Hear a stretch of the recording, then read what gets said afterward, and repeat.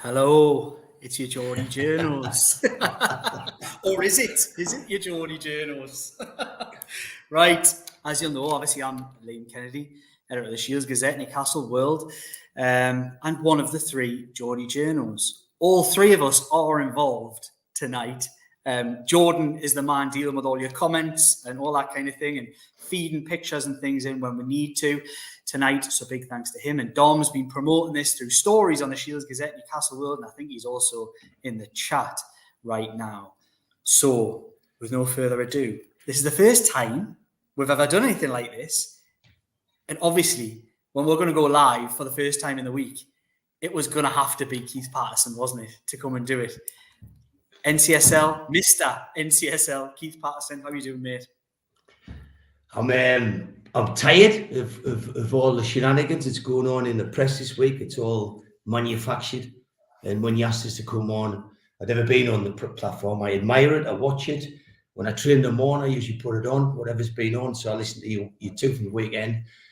But the main reason I've come on is to put Newcastle supporters' minds at rest about the shenanigans that's going on at the minute, whereby they're clearly trying to destabilise Newcastle and trying to jeopardise or make fans believe that the takeover is going to be undone.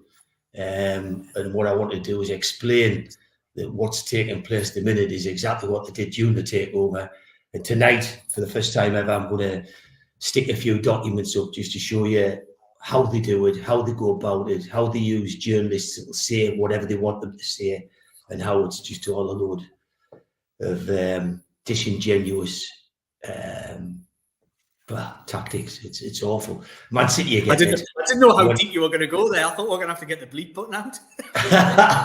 Well, that's what I went unloaded once, and they asked us one question. Apparently, 25 minutes later, I shut up.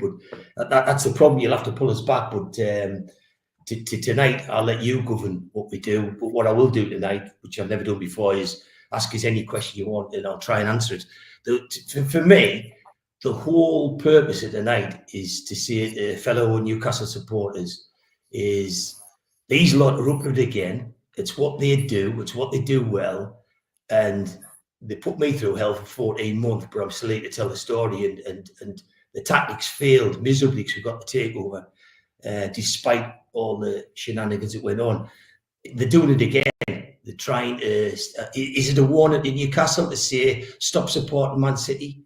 Because, we've got your card marked. Is it because Man City's been strong enough to stand up to them? So what they're doing is they're saying, we'll switch it to Newcastle now. Or is it a deliberate discrimination against a particular region of the world where they just discriminate against Middle Eastern owners? I don't know. But whatever it is, it's not very tasteful. And I'll show you some documents we had to send back to them via our lawyer, telling you exactly what we thought of their tactics. I'll show them tonight. I'm not bothered, there's 90 gigabytes sitting back there, but I'll show you some of the correspondence I had with them and the lawyers and bring it out because they're doing it again. And all this crap about putting a picture of Amanda Staveley on the front page of the Telegraph in a similar kind of size to when the bloody Queen died. You see this photograph of Amanda Staveley on a mobile phone as though she's conniving, and then you get Anticompetitive up on the bus. Bin Salman, slaughtered for running the football club, and it'll be his fault next week that we didn't buy Mark Gay. And I'm just sick of it. I'm just at the point where I don't buy into all this tedious and unprofessional tactics, but that's what they do.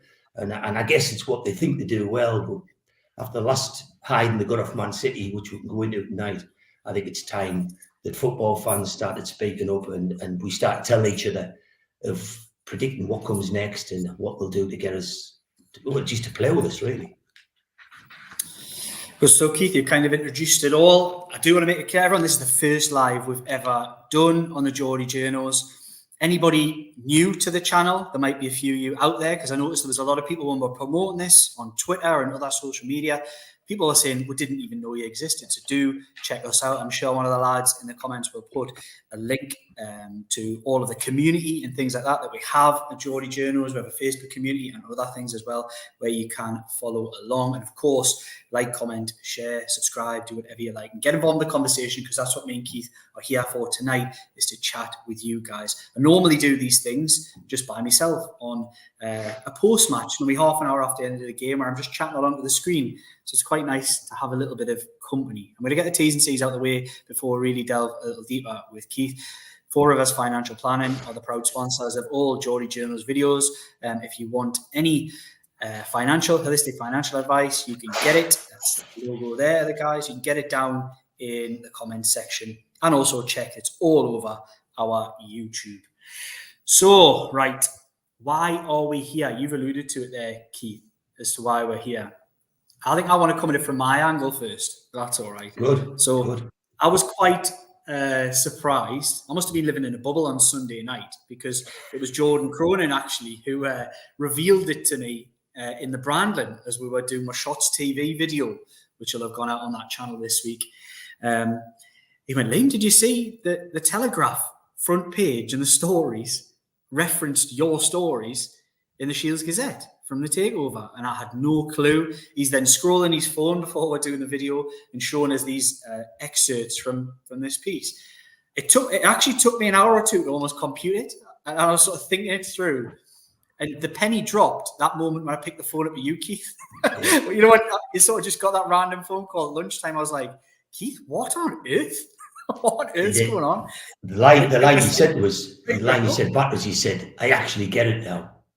Yeah. So what I've been saying to you for a year and a bit before the takeover, right through the takeover, and I told you every week it was going through, every week, and even when you come down to my birthday party, and you all stood there and said, Case lost the plot, he still thinks the tape is going to go through, we think it's all dead. I was stood there with all my pals where everyone was saying, you have lost the plot, and I said, no, it's good. I knew that the only thing we had to do to get the takeover through was get the competition action to go ahead of the arbitration. That's all we had to do to win. If that happened, we were getting the takeover. I knew that the takeover had been agreed in July, and I knew it was passed on the Saturday before being announced on the Thursday, and on the Wednesday was when they agreed the piracy. So it was agreed on the Saturday before that without piracy even being mentioned. So I knew all that. I saw it all. I was part of it. And a lot of people say, why don't you just chuck all the 90 gigabyte evidence down? Why don't you just throw all this in? But when you rung us on Sunday, you said, dead clear, you goes, I get it now.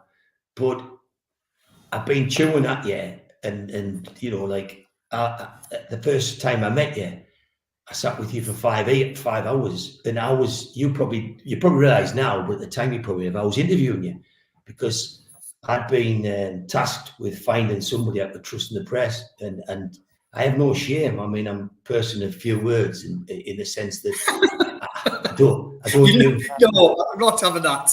I don't use 30 words when 5 will do, but I just don't trust the press, and I don't particularly feel comfortable even in my own region. I'm reading more press every day that's anti-Newcastle, anti-Saudi, and I'm very mistrusting of it. So to have to go into the press and find someone I could trust, like, you know, you were one of 3 I spoke to, and you're the person that was chosen. So if people go back and read all your articles from 2020, 2021, you'll not realise the significance of what you're writing. You know, and we'll come on that later. We'll come on it later on. But when you rang us, you said to us, I actually get it now. And I thought, hallelujah. Because it's been a long time for you. I don't think you realised when you kept saying join the dots. You know, it was your catchphrase. It was a Liam Kennedy phrase. But what it meant was you only join dots to get from A to B, or to get to a place, or get to the destination. And you were joining the dots, and I was letting you shout it, and it was going nearly viral. But I knew where it was leading to, and I knew that, you know, and I remember being in the car once with you going down to Rotherham for a friendly, and I sat there and I let you hear a call, like a hands-free call with a KC, with a QC at the time, Queen's Counsel, Robert O'Donoghue. He was a competition guy. And what I asked him, the question was, how could this fail? So he told us how it could fail, how you could fail it. Morris told you what he would do if he was on the other side to try and beat it. But I knew it wasn't going to fail. I knew beyond that where things were going. And you come off, at the end of that call, you come away saying, I think it's over. And it wasn't. I remember that experience. It was a strange one, yeah. I remember feeling rather negative after listening to Robert talk to you with me in the background. Yeah. I remember thinking, it's got so many chances to fail. And so I heard that in terms of, is that all they can stop it with? So I took that as that's the best bullets in armory they could fire at us. And I thought, I knew what armory we had, and I knew what things we had. And I was saying to the guy, how could this ever fail? How would you fail it? And he gave you some genuine reasons to which you swallowed the negatives. And I was sitting there, I was suicidal by the time I got home listening to you, but it was I mean, it was like going out with me nana, because you were talking on the negative. But for me, I just knew it was going through, and I knew, having been in competition cases, that what it amounted to. I had 6 strong arguments. Genuinely, I think we'd have won all 6. I was certain of 4, and 2 of them were totally unstoppable. So that's how I felt at the time. Since then, fast forward on the tape, go to this week, this last APT case with Man City, I would add a next one in. I would say that where I had 2 humdingers, I would say I've got 3 now. And what I do is, it's like a perversion. I keep saving them, and I keep sticking them away. So the 90 gigabyte has grown. The 90 gigabytes probably grown 10 gigabytes since the tape was gone through. Because you just never know, do you? You never know what will happen. And if the Premier League was anti-competitive in let's go back. It was anti-competitive for years before the takeover. So it hasn't ceased to be anti-competitive now. It's still hugely at fault. If anybody wants to challenge us, I mean, I'm a private individual person. I'm entitled to opinion, and I can express my individual opinion. I'm not speaking on behalf of a PLC or anything. I'm just speaking as a football fan. The reason I'm convinced it's anti-competitive, because 3 High Court judges have just declared it as such. They've declared it's anti-competitive, that during the process, the Premier League has abused its dominant position. That's one of the biggest no-nos in competition talk. And thirdly, which is the most significant to me, it's being done by object, and I'll talk a lot in layman's terms tonight. By object means done deliberately, done on purpose, done with intent. So not only are you anti-competitive, which is illegal in UK and in the EU, you intended to do it, and you also abused your position. Now, what is that position? Because people keep saying to us about, they keep ramming down our necks. Usually if they've got a red shirt on, they'll get in touch with you on Twitter. And all I'd say to all of you is, if you get a goon on the phone, and a goon could be wearing one of 3 red tops, they will be it'll be tribal. They will not want to lose their financial advantages. So they will tell you things like, and I'll give you one that comes up regular, how can it be anti-competitive when you need a 14-6 majority? And I think, really, is your intelligence that limited? Because just because somebody says we will make a rule where you need a 14-6 majority on a vote, that doesn't make it competitive. That's just a rule. You could still have 2 clubs out of that 14, or you could have 2 out of 6 ganging up against one of the others. It's got nothing to do with the 14-6 vote, but it's anti-competitive because it's illegal for one or more parties to discriminate or try and stop another party. Hence, go back to this week, if you've got 19 clubs being invited by the Premier League to attend a meeting whereby in that meeting, the Premier League were presented with a letter from somebody in charge of a football club who wrote on behalf of 10 clubs. How can people compete against each other and try and win against each other when 10 of them are ganging up with a letter targeting one club? The result of that letter was 19 clubs were invited to a meeting. I'm told that the vote was 18. What are you referencing, just for everybody out there here, Keith? I'm referencing the Newcastle rules, whereby 10 clubs came together. There's been letters where 10 clubs come together and wrote a letter on behalf of 10 clubs. That's if you think about it logically, how did the guy who wrote the letter ever get the chance to know that 9 of his competitors agreed with him and wanted to side with him against one of the competitors? You'd have to lobby them.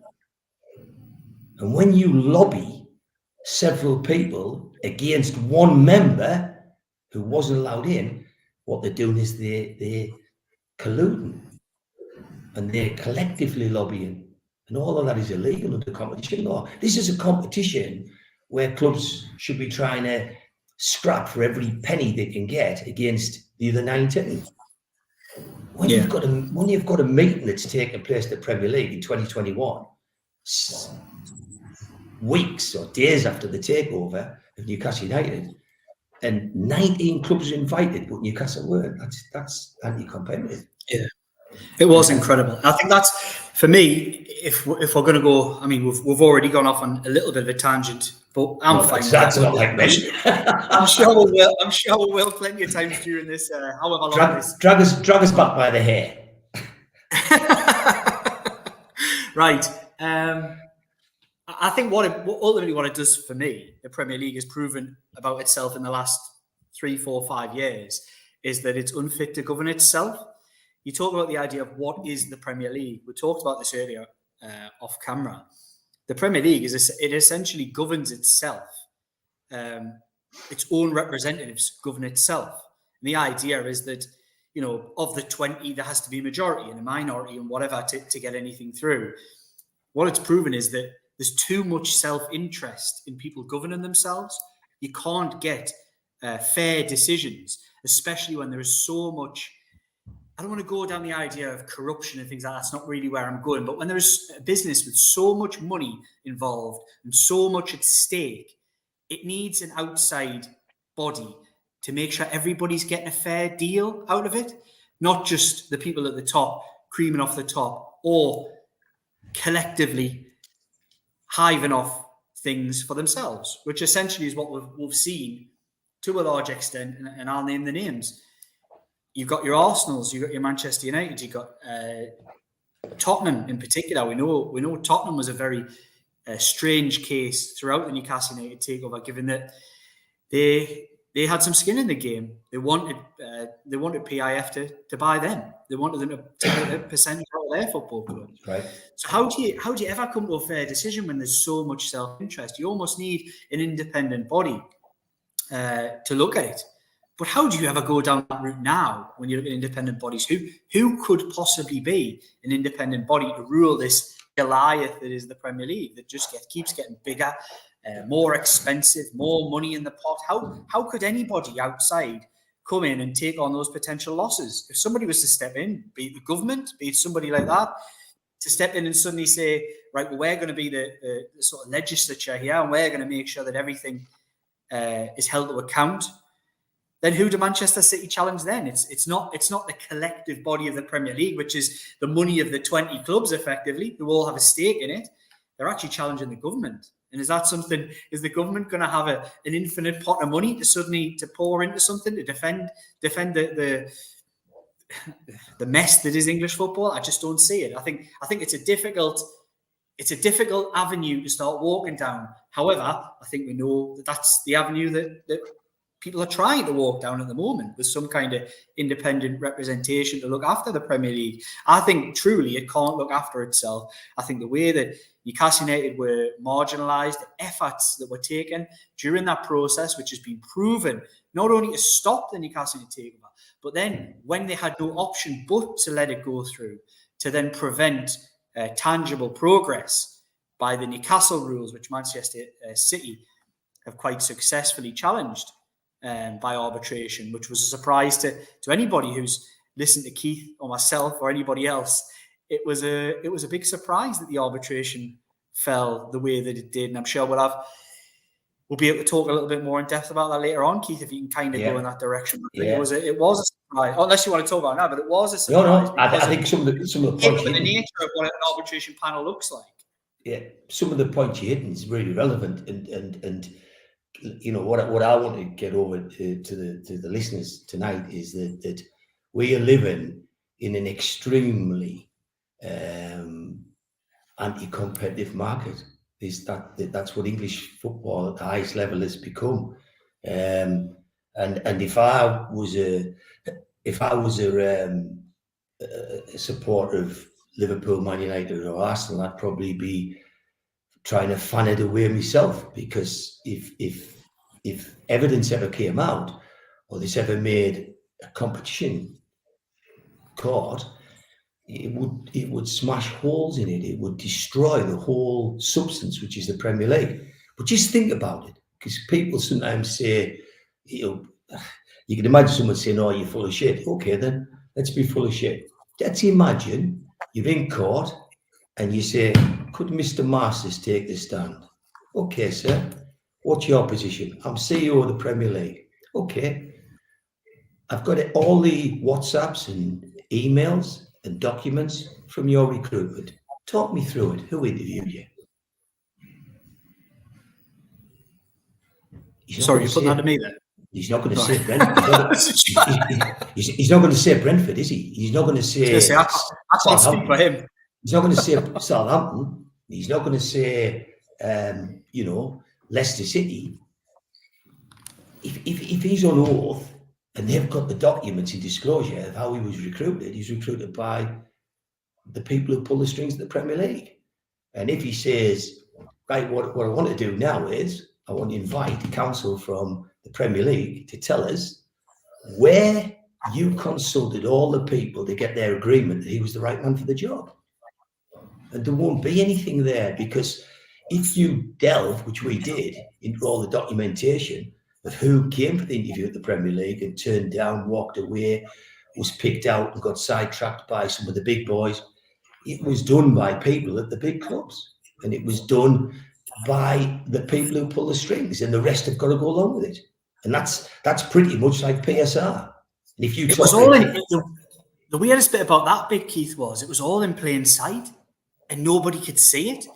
There was actually documents that came from newspaper articles and things like that, which had been written, which in plain sight were saying the head of Premier League and whoever it was, I can't remember which position it was, but certain key members of the Premier League were cherry-picked by a select number of football clubs in the Premier League, and it was all written and in plain sight. Rest assured, the 90 gigabyte contains every single document in chronological order, whereby there's not a single document on that not included in the evidence we got. How it was done, how it was put together, and it goes through everything. It goes through the 90 gig of evidence, because people often ask what's in it. Tonight's the first time I'll tell you some of the stuff that's in it. But for example, we researched and put people on that do this for a living, and researched every club in the Premier League.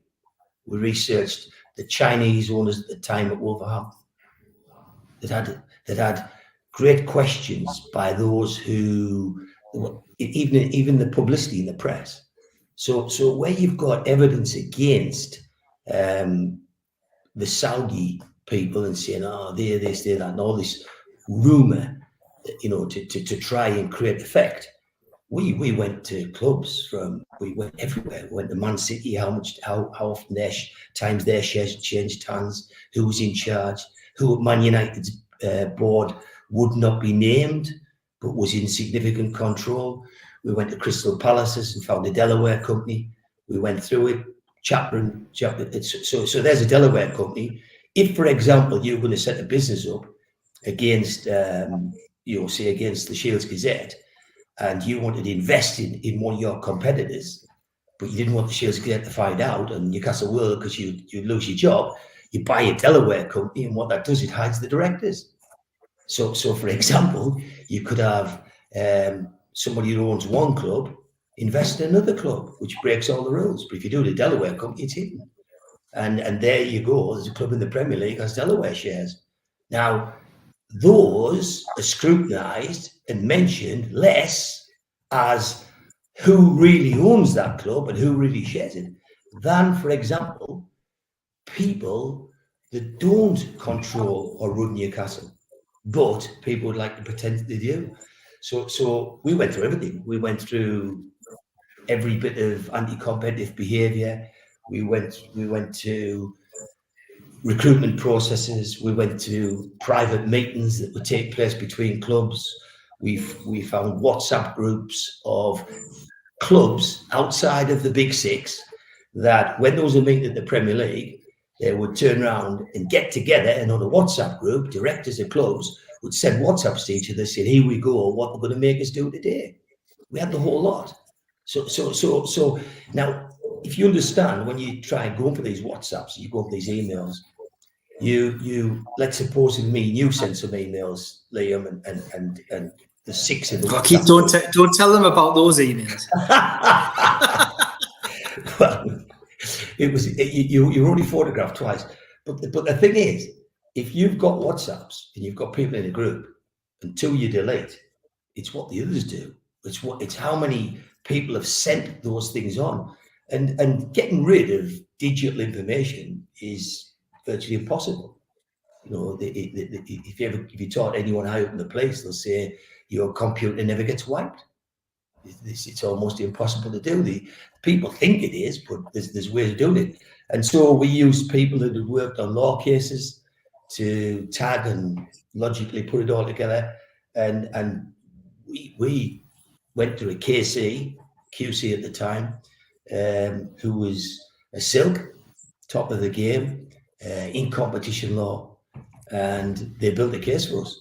And that case was built by us at our expense. While it was getting done, we were being accused of fiddling money. It was out of my pocket. So I don't know how I put money in out of my pocket and fiddling, but that's a big story. And then people will go, yeah, you know, they've done this. And that's the problem. That's the problem. Whenever you do things and there's any social interaction, social media, you come open that you could be talking to Billy the Mag, and he could be a maggin.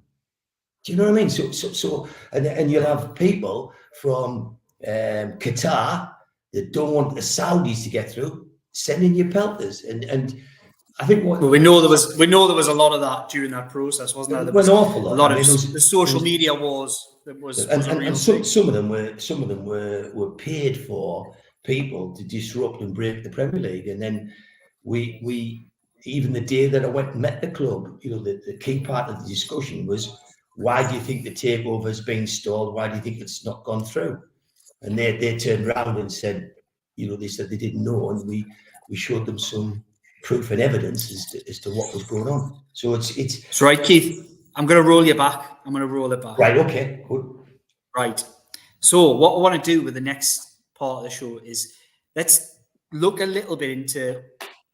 We mentioned why we're here, but let's say why we got really involved in these conversations this week. And then we'll come on to the almost chronological order of how things played out, which is then going to see we'll reveal some of the key documents and evidence. Yes. So we're here because of the Telegraph story. And it was aimed at, because I'm really interested to get into this bit, it was aimed at absolute Geordie icons. I'm not talking about you this time, Keith. I'm talking about Ant Deck. I was just mad. I was just absolutely mad. And I'll put on record now that some of the information, and I'm not going to tell you how or why or what or where on this, because I don't want them to know. The people who's pulling this stunt off, I'll tell you categorically that I was involved, and I was involved with what they talked about. And I'm telling you now that categorically you've printed falsehoods and total incorrect evidence about Antec. So, and I can prove that. I'll stand up in the court and prove it. But that's what happens when journalists, the favoured journalists, get told to put stuff in the press and do it. And all I'll say to you is, when I was doing it and I was putting stuff out there to get the fans know what was going on with you, Liam, I think we were a lot more diligent than what's been this week, because I've never seen so many mistakes in that Telegraph article. So my big thing was that so I explained this, anybody who's seen my piece on Newcastle World, I can't sit here and say that I believe there were any further mistakes than the one that I know. The one that I know was, I don't remember when you were a member of the trust, the supporters trust. They claimed that you and they didn't claim anything. They claimed just two fans from the Newcastle Trust took an action against the Premier League. Now, I've been sitting with a bated breath, waiting for the trust to come out the last 2 days and say, look, it wasn't us. The lads who spent all that money was Keith Patterson and Gordon Steen. But there's been nothing coming forward. I mean, you know, like, for God's sake, if somebody says something, you think, come forward. Let us, you know, I've got no, I won't split hairs with anybody. I'll just tell you this, it is. When I was involved in this, I was approached by a committee member of the trust who said to me, we want to talk to you. And I said, yeah, no problem. And I said, any support I can get for this, I'll welcome. He came to us, he spoke to us and he chatted to us digitally, telephone calls. And then he went to the board of the trust and he said, right, we get a lot of criticism for the trust because we're not supporting NCSL. And the answer I got back in writing was that the trust were uncomfortable supporting NCSL because they didn't want to ruin the relationship with Richard Masters. Now, I've got that in black and white. I've got the thing. So what I'm saying is, it's pretty great that 3 years later and all that money spent and the takeover passed because people did go off the backside, that credit's being given by a newspaper to try and cause trouble and giving credit to an organisation that did not do anything towards that court case. That court case was run by two fans and it was costly. And nobody paid anything. We never got 1 shilling of the sellers, which is Mike Ashley's team, or the buyers. We never got anything of it. No, we never got any ticket. We got great treatment of the sellers. Mike Ashley's team treated us great, but we never got anything, any reward whatsoever. Going back to that story and my problem with it. And I respect any journalist who gets stuck in and digs a story. And it was a great tale. It really was. My problem with it was when you see one error in a story, it's a bit like having a source as a journalist. I'm sure Dom and Jordan will know the exact feeling listening to this, that when you hear some information off somebody, the first couple of times you get information, you've almost got to test it. So you'll try it out against other sources. It may come back, it may not. Then you'll almost wait to see if it actually happens. And if it happens, great. If they get one, if they might get 5 right and then they get 1 wrong, you've gone from having a source where you're like, right, they are absolutely dot on, I can trust everything they say. The second they get one thing wrong, it becomes really problematic and you almost lose everything that you've built previously. So that's my problem with the story, is that because there is a major factual inaccuracy in it, it draws into question everything in the whole piece. So that's my problem. And I really actually had a bit of a problem with bringing, Ant and Deck into this. Like, seriously. John Allen's just put on the screen, he could, can Ant and Deck not put an earpiece in and whisper into Masters what he's got to do? I'm just sitting there, I'm thinking Johnny Allen sitting over. Oh, God. It's, me and Liam had a meal with him on there's 4 of us, me and Dom and John had a meal on Saturday. We had a real good banter and a good crack. But that's just read that off, John. And then you just imagine, right, now tell them you're gonna kick them out the league. You can just imagine that. Right. So I think very, very much in that. I think it was it was a really crude attempt to sort of sex up a story around the Newcastle United takeover. And it was a good tale, but there were errors in it. And I know because it was our story. And that's why I put the piece out that I did yesterday, knowing that it was important to sort of say that to people. And we know there is a lot more going on here than just that. There was a I would say in the last 48 hours, there's been a real raft of stories towards the Saudis, whether that be from Karen Brady, talking in some respects. In the sun, yeah. Oliver Holt today, I think, had a little whirl at it. Not unusual two different writers in the Telegraph, one in the Mail. I wonder, honestly, Oliver Holt, sometimes I wonder whether he can actually, I'd be ashamed to come and take the hospitality of the Saudi owners at St James's Park. Some of the things that he's written about Newcastle United, although the one he did today was fine. I do think it's a touch misguided, although there are some realities in it. But yeah, I find it's not remarkable. It's just what we expect. But again, we'll obviously come back to that later on. Right. I want to get a little deeper into you, Keith, because there might be people on here who don't know who you are. I very much doubt that. I very much doubt they probably know who I am, know who you are. But there might be some people who may be coming to this for the first time and they'll ask, right, well, why you, Keith? How the hell does a normal bloke, a fan, end up getting involved in a legal battle with the Premier League? So what I want you to almost explain to people out there is let people know your credentials, like your past and how you ended up in this point. Not necessarily the case itself, but what makes you qualified now to sit and talk to me about legal things, because you're not a lawyer. We know that. No. So a lawyer knows the law, and one in my previous positions, I was group managing director with two large litigation cases. One was competition law. I've fought cases in abroad, US and over here. And when you do that, you've got to learn the procedures and the processes for how the US act very differently than what I did in the past.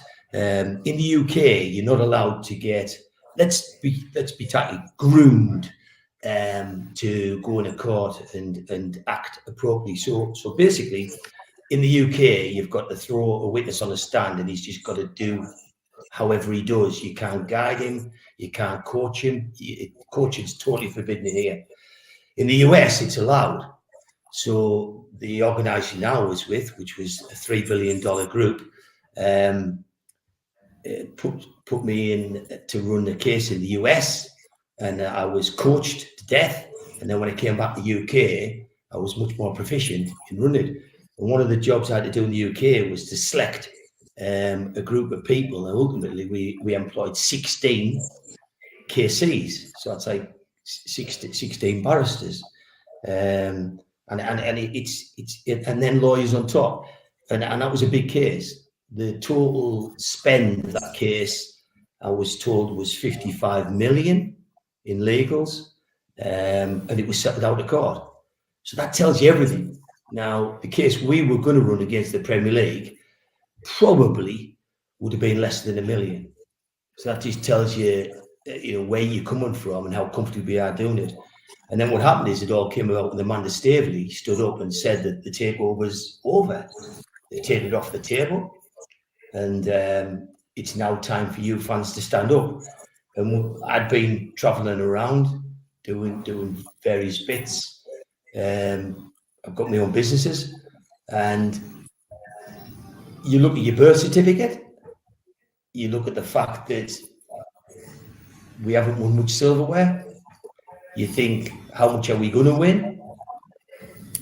We've had a period of Mike Ashley, which was a struggle. I remember when he signed it, when we came in, I thought, wow, we've got a billionaire.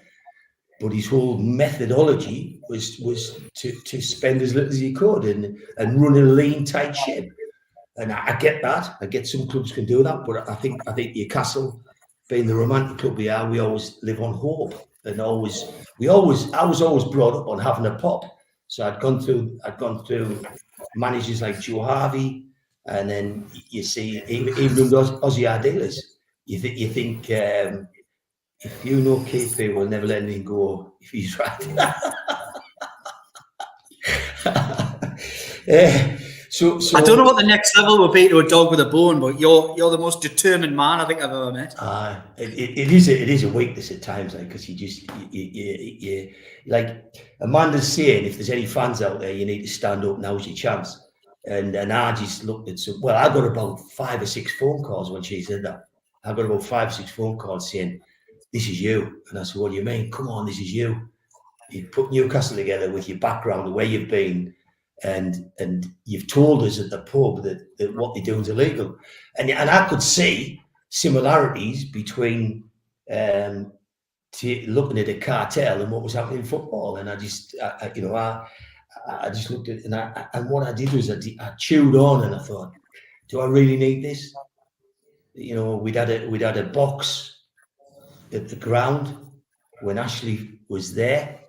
When he brought Keegan back, you know, that night he brought Keegan back, it was just, you know, we was magic, the cup game, wasn't it? Well, we romanticised that it was going to be like his first coming, you know what I mean? And we thought that it just wasn't the same man. Well, no, but when he well, would you be if you put Dennis Wise as your director of football? I tell you, I would have clipped him myself. So we saw that, and when Keegan came in and when he left, I'd met Keegan many times, and his integrity was outstanding. He's the most impressive man I'd ever met. And I've met Branson, and I've met Jeffrey Archer last year. Got invited to his house, talking about writing books. But and he loved Join the Dots. That was a great name. So I looked at that, and I just thought, do you know what it is? This lady, Amanda Staley, I still think still is probably the only person in Britain that could have pulled that takeover together. Because whatever your opinion or whatever club you support, she had undoubted ability, but she also had unbelievable contacts. And she was saying, look, I've tried what I could. And we knew that Spurs had courted the PIF. We knew others had tried. And she was saying, you know, they wanted to go with Newcastle, but it wasn't happening. So that being the case, I just sat there and thought, you know, like this is gonna get messy, and above all, it's going to cost a lot of money. And even if you spend the money, the threats, death threats, real ones, and then you think money threats off the Premier League's lawyers and what they're going to do to you. And I'll show you something tonight just to show you how it goes. And you know, it caused rift. It caused people that are new to disbelieve in it. It caused me partner to split up. It caused like untold grief. And in the end, when you've got like a stolen car at the bottom of your drive with people out taking photographs, and local farmers got them on the cameras, and they're saying, what is this? And you find a way of checking the number plate out and find out it's a stolen car. You think, what's going on? And the reality so just to, like, before we skirt over that was one of the, you got death threats throughout this. Then to explain to people, you literally had people turning up at your own property, didn't you, during this process, and taking photographs of your property? And crazily, like, made us more determined. I think you chased them, like, didn't you? But we'll not talk about that. No, it's I did report it. No, I found out that if you throw a baseball bat at the headlight, it usually comes back each in the face because the headlight's about that big. But no, it's really, it's sickening that people trying to stop you doing something when you know what you stand for is legitimacy, and you standing up for fair, open competition. That's why I get offended when people sit there and tell me that it's not a cartel, or they tell us it's not anti-competitive. It's pure horse shit. It's You've literally had people who are King's Counsel tell you the exact opposite to that, and who should believe any Tom, Dick, or Harry on social media that might suggest that they've got some kind of half-assed law degree from somewhere, when literally there's somebody on the King's Counsel has told you direct, this is anti-competitive, there is a cartel in action, and we need to break this. I got told of somebody, a legal person who's a lawyer, on another podcast, came on to me and started attacking us during the takeover, and I went back at him. He said, you haven't got an ounce of competition knowledge in your body. You've never been involved in a competition case. I'm sorry to be rude. Because it is very different, isn't it? It's completely different. I mean, if someone like Nick DeMarco, if Nick DeMarco fought this case because it's important to know, the APT is just about sponsors. PSR is completely different. So APT is just a small part that influences PSR. But the big elephant in the room is PSR, because PSR is not there to protect clubs that are struggling. PSR is purely there to look after clubs with legacy wins who get financial benefits and advantage. So where Man City are keen to smash it all and just openly compete, as it was before, by the way, as football has always been, pretty much always been an open market, and these people in the red cartel, as people have coined it, had untold ability to have funds ploughed into them. They always spent more than other people. Yes, they generated funds themselves, but they built an empire while it was a free market, while it was the Wild West. Yeah. And all of a sudden, they want to close the Wild West and civilise it and make sure that nobody else can join. Chelsea were allowed to do it. And if you look this week, let's put some juice out tonight. 2.5 billion. So just think about that for a minute. A lot of people say, somebody said to me the other week, how much is 2.5 billion? And I said, 2,500 million. And they went, really? And a good player is 30 or 40 million. And we're talking about 2,500 million was promised to the victims of the Russia-Ukraine war. So you look at that, it was promised, and that was part of the process. Now, if that money's promised, whilst they want to go on about distasteful rules in different countries and all the rest of it, you've got to stop for 2 minutes and think, if that's the case, and it's been promised to victims of a war where people are being killed, then surely assurances and bolted down guarantees should have been given so that money did go there, because that was part of that takeover. Now we hear that the previous owner of Chelsea said, no, you're not having it. Well, how does that make that takeover work? Because today, I don't see anything in the press by these London scribes where they're deciding that the Chelsea takeover will be undone because the 2.5 billion hasn't come forward. But I see lots about the Newcastle takeover might get undone because the Prince of Saudi Arabia was trying to buy Mark Gay in the summer. He was obsessed. That's the only person. I think that's one thing we've got to get to. That it is amazing. I'm really impressed by Mohammed bin Salman's incredible football knowledge. I think he was watching the Euros with a really keen eye to have selected Mark Gay out of that tournament and been so determined, sitting alongside Paul Mitchell to make sure he got that deal done. And it was a big flex of Crystal Palace to knock back the ruler of, or the de facto ruler of Saudi Arabia. I just want to stop you there, Keith, to be honest, because I think there's been people been sending some bits in. I think there might be something else has come from the Telegraph in relation to the takeover. I think there is something that Jordan might have up his sleeve. So you just gonna spin me a curveball and expect me to answer it? I think this is what. That's I think that was what. That's Johnny Allen's. I think that's the front page in the Telegraph tomorrow. Will be Ant and Dec were involved in the Premier League in the actual takeover process. But for Mohammed bin Salman to turn around and know that Minter, that wasn't going to be the right winger we wanted, for him to say, look, let him go. If you don't get 30 million for him, I insist you sell him to Brighton because he's not a good player.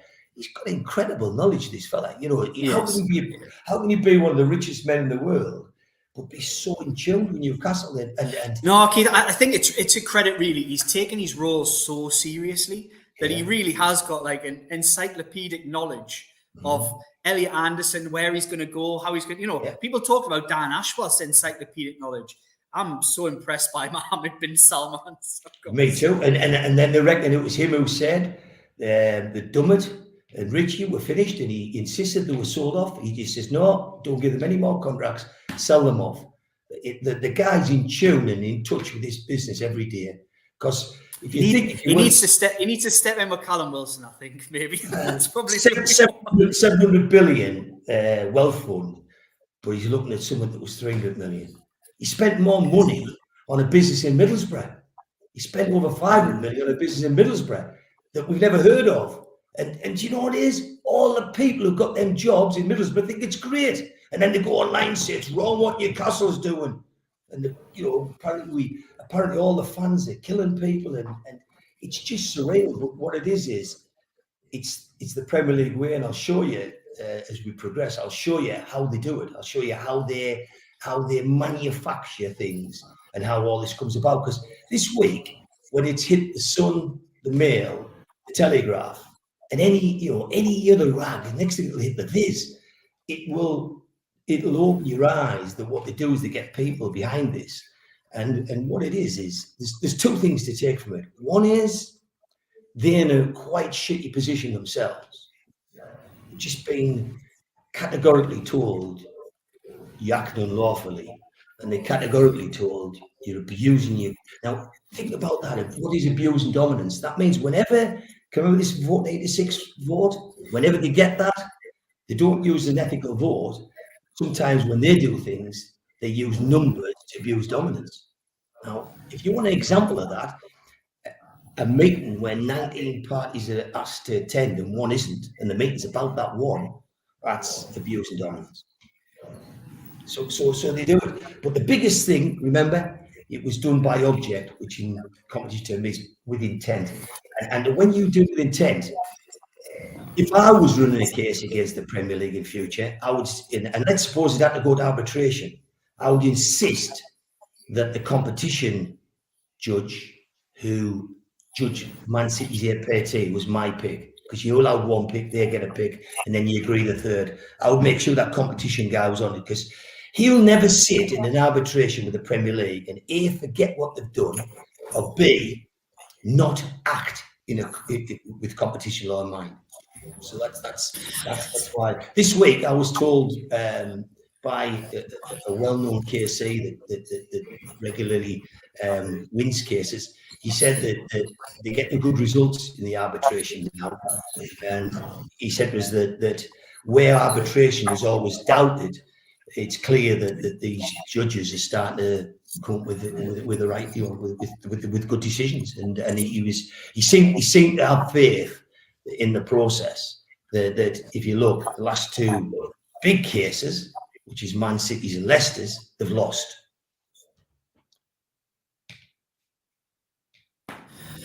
Right.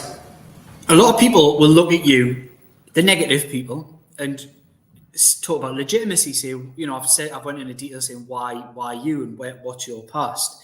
But I kind of want to get into the nitty gritty of kind of how it all happened. It all started really, with the fund that was set up, didn't it, initially, which didn't really go to plan. Is that fair to say? Some of the people that got in touch with me said, would you help build a case? And I said, if the monies were there, I'd consider building a case, but you'd have to make sure the monies are there. I'd give them a rough idea of what it had to be. And some guys, and I think it's really important to mention this, some guys formed something called War Fund, which I think was a great name. I think War Fund is great if you're going to take on an anti-competitive establishment. And that went out. It was done with a website. It was done with a email address. It was done properly in that sense.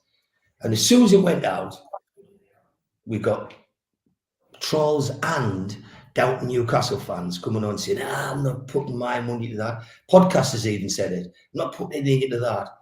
And I just said, by your look slip, well, we're not getting that too quick. But let's just keep going. And there was money went into that. But I wasn't in control, and there was a few £1,000 raised. And what they ultimately did was, I said, you'll never get the numbers needed, because you had to pay barristers. You need to pay a lawyer. A lawyer would be 5 figures, and a barrister would be 6 to build a competition case. And we were in 4 figures.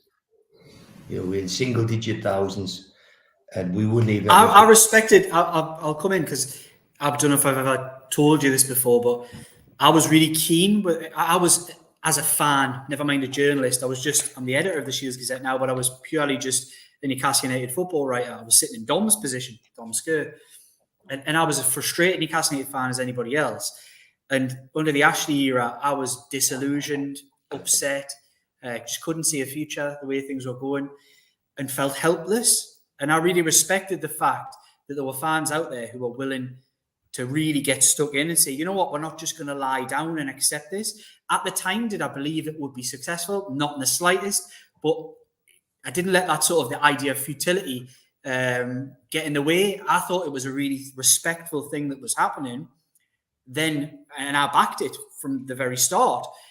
But there was then came the criticism, of course. It didn't quite work out the way that everybody wanted. But what was the next step then, Keith? Where did you go? It's important you know that the people behind that, there was 2 people came forward who were of substance out the fan base. There's 2 people came forward, and I don't mean that. I mean, some people put big donations in, but there was 2 people. One was you, out of the press, and the other one was Darren Curry, the guy who runs the supporters club, and you 2 gave more courtesy, were more polite, and so the people who did it, I got introduced to Darren Curry by a friend from Gateshead, and he was working on the rigs, I think, at the time, and as he was going on off the rigs at Aberdeen, he was ringing, and he was very, he had a good following. He'd done brilliant things with the boats at the Fulham game and things like that. And he could get fans on side. So you wouldn't know that, but the people that were behind putting an action together were very, very, they had a good ear to listen to you and Darren Curry. And right the way through, they were seen as friends of this organisation. But what happened is they gave all the money back. And then by this time, I'd wrongly believed they were going to get the money, because all I was asked to do was to build the case. And so I'd been working with Robert O'Donoghue, and who works at Brickcourt Chambers in London, and he was Queen's Counsel. And sorry, just to clarify there, you were saying the war fund had almost, in many ways, it been the idea they would raise the money, you would build the case, they would pay what the fees that were needed, but it never. They never. Yeah, and I didn't want nothing to do with the money itself. All I wanted to do was send invoices and they get paid out of a fund. And so what I was, as the case went, we found that sometimes when you develop a competition action, you've only got 1 point, and you hang your whole hat on that. But the key is, if you can get more points, lodge them all. And as Man City showed when they went, you only have to win 1 point in competition. And so we played around with 8 or 9 points. That's how much was wrong. And we thought, well, we're going to go with 6. 4 we thought was solid. 2 we thought had a chance. And 2 of the 4 we thought were rock solid. We thought, we just couldn't imagine there could be beat. I'd built 50% of that case. And then so by now, is this purely just you and Gordon? No, the only person that built the competition action was me. I was the only one that had any experience. Gordon was working the troops, and working, the people, and trying to get thing. And Gordon at the same time would try and go and find a lawyer. Gordon's proud Scot, lives in the south of England, and he brought some Scottish lawyers in who he knew, he'd worked with, and in essence, he funded the lawyers. That was something that he covered, and that was 5 figures. And at the time he dropped out, which would be a good 8 months before the takeover from memory, he went back to work, and I said, "You do right." You know what I mean? Like quite seriously, I felt as though I'd made too many promises to fans, and I couldn't just walk away. And I'd obviously made promises at the club, so I couldn't. I mean, I'd liked it at the time. It was messy, and it was shitty, and it was thankless.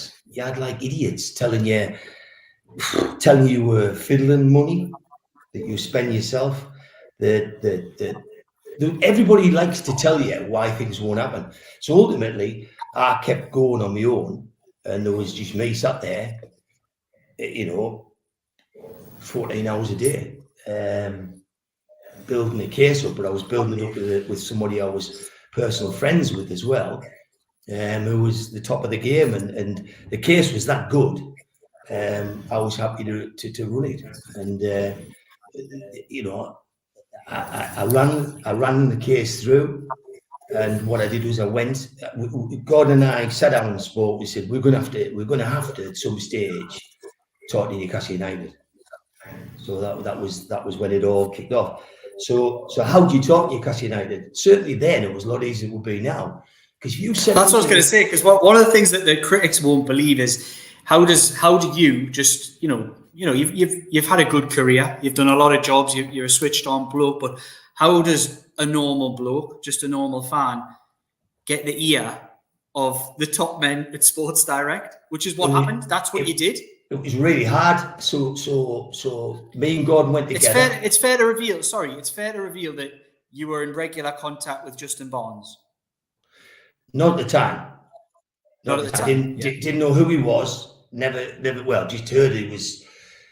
I'd heard he was like a hard-nosed lawyer that worked for Mike Ashley. It was at Mike Ashley's number 2, and made some phone calls. Spoke to some people that had corporate hospitality at the club. That made phone calls in, and what we're trying to do is govern whether Ashley was running himself, which we thought was highly unlikely, whether Lee Charnley was involved with it, whether they had specialist third-party help, or whether somebody else was doing it. And the message came back was being run by Justin Barnes. So we then, I then got somebody at a decent level and said, all I want you to do is to get his details. I want you to get his email address, and I'll put enough down in a message to spike his interest and to talk to him. So I don't want to go into all that.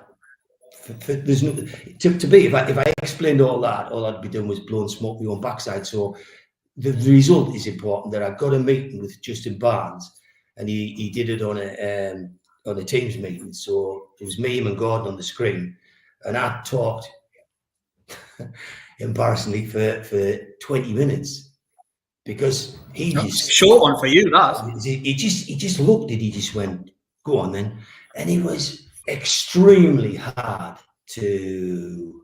He didn't show any emotion. He didn't give us any encouragement. He just sat and stared at us. And God sat next to us. And because it was all about competition law, bear in mind he's a lawyer, I'm not. But the difference is I've employed, recruited, and managed a brilliant competition team. So I've gone to the UK market and sifted through all the top competition people there is. So I knew how to buy it. And so I'm sitting with him and I talk to him. And by nature or by trade, I started life selling. So I know what a buying signal is. I know when somebody's switched on. I know when somebody's coming round.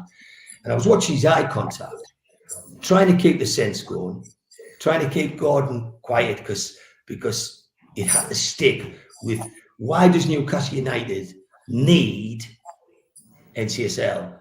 And ultimately, after about Gordon said about 21 minutes, he just turned around, he just looked at us and goes, right, so why should Mike Ashley trust or back you people? Because after what you've written about him, your barrister, sorry, no, he didn't. He said your NCSL have put something out, and you've put a letter out to the Premier League, and you saying that they're anti-competitive, and you put something out that suggests Mike Ashley doesn't run Newcastle United very well. Well, at that point, I could have probably got 80,000 that would have went here. But I'm trying to get them on my side. And I turned around and said, I never said that. And he says, yes, you did. And he says, I've read it. And I said, no, I never said it. I said, my KC said that, the guy who built the case for us. And the reason he said that is quite simple, is because if Mike Ashley is praised in the document, people will think it's a Mike Ashley action. They'll think that Mike Ashley's paid the money I've paid. And if that happens, the Premier League won't expedite it, and the Premier League won't, or the judges won't let it go through quickly. So the whole thing, in the whole scenario, is the Premier League are trying to slow things down, and Newcastle are trying to quicken it up. If you believe the documents in the Telegraph, Ben Salman's getting angry, which I take with a pinch of salt, because you know how distant he is to all this. Do you only think Ben Salman gave a toss whether they take over Newcastle went quickly or slowly? So sorry, on that point there, it's so, like, obviously it's a tactic and it was used for a certain reason. It had to be. There was the only frustration that somebody like Mohammed bin Salman or anybody in the upper echelons of the Saudi regime would have would be the idea of embarrassment. It very much comes into the 10-point deduction. You had to sell Anderson and Minty because they didn't want the shame of their organisation being sanctioned effectively. And it was very similar in the takeover process, that they did not want something to go so far down the line and fail. That doesn't mean that Mohammed bin Salman is exerting any control over Newcastle United or ever has to any extent. I mean, if he was so involved, I'm pretty sure when Saudi Arabia played at St. James's Park a year and a half ago, he would have been there. Eh? Or if he was so involved, I'm sure he would have turned up at the hundreds of games Newcastle have had in that time since the Saudis have taken over. But has he ever rocked up at the Salman Hotel for the suite at the top of it and sat up there? I don't think he has. He hasn't been. He's never. No, exactly. He's never been. But the other thing is, like, do you not think the stadium would be sorted now if he was involved? Of course it would. I mean, I said to you, when I went to the club, I knew exactly what I was going for. I was going to get hold of Justin Barnes because I got told that Charlie's not running this at all. Forget about him and forget about anyone in the club. There's one bloke you want. He's not based in St. James's Park. Get hold of him. I had to persuade him to persuade Mike Ashley to let down their secret or let down their things. And if you like, what I didn't want to do is clash. I didn't want to clash my case against the clubs, and I didn't want to compromise them. I didn't want to jeopardize them. So I wanted to, if you like, and when you run a competition action, some of the best evidence you can ever get is the evidence the club felt when they were being bullied, or the club felt when people were pulling stunts on them. And the best witness to that is the club. So I needed to get them on my side. And if I was going to go in the law court, I wanted Newcastle as a chief witness for us if the fans took the Premier League to court. So that's where I was coming from. But I wasn't just taking the Premier League, I was taking some of the people that work with the Premier League, both sponsors and clubs who are acting anti-competitively. So in I goes, and this guy sits down and he just snarled at us and sort of said, why are we going to back you? Why are we going to do this? But I knew then that but you must like what you hear. Otherwise, you just say, get stuffed, you talk a lot of shite. But he turned around and said, why would we back you when you said this about Mike Ashley? And I said two things at the time. I said, you know, whatever anyone's opinion of Mike Ashley is people won't change. That's what they think. And you'll think he's done a great job. There'll be fans think he hasn't done a great job. But if Mike Ashley wants to leave the club and wants to exit, maybe I'm the person that can hold the door for him, and we can both win. So I get my takeover, you get your sale, and it's to the right people. So I'll, you know, if you look at the name that we formed, it's Newcastle Consortium Supporters Limited, and there's nothing else. So I'm only backing that takeover. If Mike Ashley has got something else going on with some Arabian coming over the desert on a camel, as one of the reporters mentioned in many occasions, I didn't know that. I didn't know who Henry Morris was. I didn't want Henry Morris. I still don't know who Henry Morris is. I don't even think the reporter knows that, but I think he felt it in his power to rubbish the takeover that happened and put in a curveball for effect to try and. So what I was trying to do was get him. He turned around to us and he said, he just turned around as clear as day and he said, I'll go away and talk about it. And he said, if you say that your barristers said that you can't be associated with the club because the fans want this in the public interest in a court because they're sick of the management in Newcastle and they're sick of the last 10 years, then I understand where you're coming from. So it was a big risk. I didn't think he was good. That was when he met me that day. That was what he was going to turn us down for. I subsequently made a great business relationship with him, respect him massively. He's the one good guy that I would want on my side. I can see why Mike Ashley holds him in the position he does and why he's so successful. And I would like to cross him. He's a strong man, but I found him very straight. And what he said was, right, we'll get in touch with you. And he went off. Me and Gordon met and said, how do you think you did? And Gordon says, look, hey, you did all the talking, and I think that you couldn't have done better. And I said, well, and sure enough, we got a message off an email of Barnes to say that he wanted to meet us again, and this time with his lawyers. And so we met. Who were his lawyers? On behalf of the Middle East, he had Shahid Fatima, who was a top QC at the time, Nick DeMarco, and then some of the solicitor lawyers. The difference, obviously, you had barristers and lawyers. The barristers run the case, the lawyers build the case and collect all the evidence up. So we went into a meeting with them. It was me and Gordon. Gordon did more talking that day, and when it came over, they said to me, right, Keith, can you explain, Justin Barnes said, will you explain why you believe this is down to competition law? And I said, yeah. I said, without spending too much time, I spent time on cases and told them the size of the cases and said that I've got a good understanding of how competition law works. I said, but the first thing I'd like to do is ask you a question. Do you know why Newcastle United's takeover was turned down and nobody offered any reason? There was a sort of an agreement in the room that the takeover was expected to go through. It hadn't gone through, but there wasn't a clear understanding why it was. And I said, well, I think it's because of anti-competition.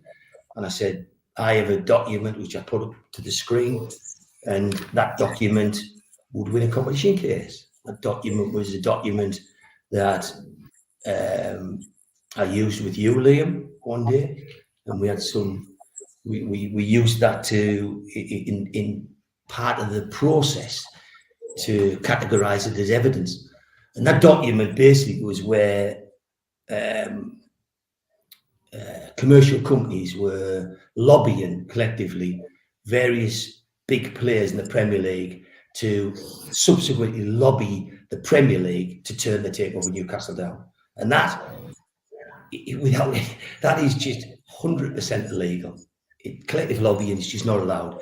And so you can't have sponsors lobbying clubs, lobbying Premier Leagues to lobby against a takeover. It's frowned upon.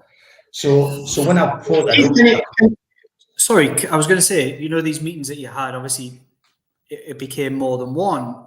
to multiple meetings with the likes of Nick DeMarco. Can you say anything about the content that was not necessarily the details of what was discussed, but almost what was the reaction in the room like the to reaction, what you presented? The reaction, which I remain grateful to this day, was Nick DeMarco, because he was the lead in the whole thing, and he turned around and Justin's, when I'd finished speaking, bear in mind I'm a layman and I'm talking to QCs at the time and lawyers, and me and Gordon just sat there, and he turned around, Nick DeMarco, Justin said, "What do you think?"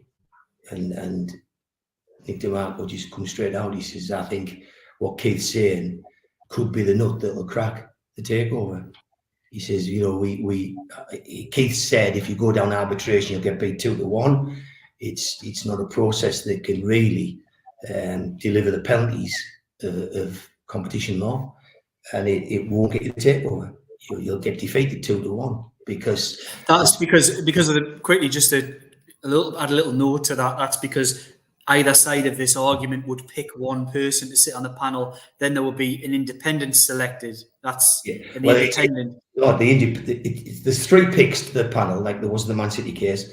You pick one, they pick the other, and then you agree on the third. If you don't agree on the third and you accept you don't agree, then what happens is the FA have the third deciding pick, and the FA is the Premier League. That was the fear, wasn't it? Yeah. Well, that's what happens in reality. So if I was going into a case tomorrow and I said, right, I'm taking the Premier League on competition law, I would say, right, I'm going to have him, and I'd pick somebody who was sympathetic or somebody I trusted or worked with. And the Premier League say, well, we'll pick him, who's somebody who's always found in favour of the Premier League. Now we're going for the key one, really, the decider. And I say, well, I think because this mentions competition law, it's an arbitration, I'm going to pick that guy that decided in favour of Man City, the competition specialist. The Premier League said, no, I'm not keen on that. We're not having him. And we can't agree. I say, stop you there. I'm going to take my pick out, and I'm going to lob that back, and I'm going to pick that competition guy for my pick now. And I'm going to tell him that you wouldn't have him in the meeting. And he'll always remember, he's a guy who's made millions as a high court judge in the competition game. He's not going to change like his beliefs, and he's not going to be bought off, really. He's going to tell you what's legal and what isn't. So I turned around and DeMarco just said, I think it's thing. So then the next meeting was, can you come along with your barrister? Can you bring your competition barrister next meeting? So there was me, Robert O'Donoghue, them legal people, Justin Barnes, and they didn't invite Gordon. And that was just, that's the way the Newcastle are. They're quite rude. They said, they must have thought they're the ones who we want to listen to. So they wanted to listen to my argument about competition law, and they wanted the KC to back it up. So in goes me and Robert O'Donoghue, and we did the meeting, and at the end of it, we come out the meeting, and they said, right, we think what you've got's real, and we said we were going to run it, and the club, said that they were supportive of fans who they were losing out, and fans that were going to suffer loss because of this case. They just, they knew we were running the case, and they were very supportive of it and very appreciative. And we had just a great relationship right the way through. And what happened is we ran it through, and we got it done to where the Premier League started playing games. And is that just show if there's any of these documents that become relevant? Yeah, there's one coming up in a moment. So if Jordan brings the document up that came, the first one, which is a message which we got in answer. We've got a message in answer to our action. We've got a 9-page letter, and Jordan will show you the front page, and that come through, and that was the Premier League's lawyers. They put strictly private and confidential. I'll come on that later, because they do that on everything, and they were threatening me and Gordon with everything because we wouldn't be private and confidential about it. But that's what it was. It was Newcastle Consortium supporters, NCSL, notice not the trust, takeover of Newcastle United Football Club. So this is what the case they want to talk to us about. On the next page, there was. Is that the right one? No, I think he's put the wrong one up. What's the date of that one? What's the front page of that one again, Gordon? The 16th of November. I maybe just give it all day, but in that letter, that it's 9 pages. Yeah, put up here. And this was in answer to the case we built. Yeah, it is the right one, Jordan. Sorry, Paul. And then the next thing they said, they put in this letter, when I'm running this case, the club and the Premier League are currently in a legal dispute regarding the proposed acquisition of the club and consortium. And I thought, well, the club never told me that. I can remember this afternoon like it was yesterday. Yeah. And I don't know, am I allowed to talk about that in depth or am I not? Yeah. I mean, I'll go there. If you go to the last page, you tell the story. If you go to the last page, Jordan, last page will show you. It was at the bottom of the page is 9 pages. So he's 2 fans who's built the case on their own.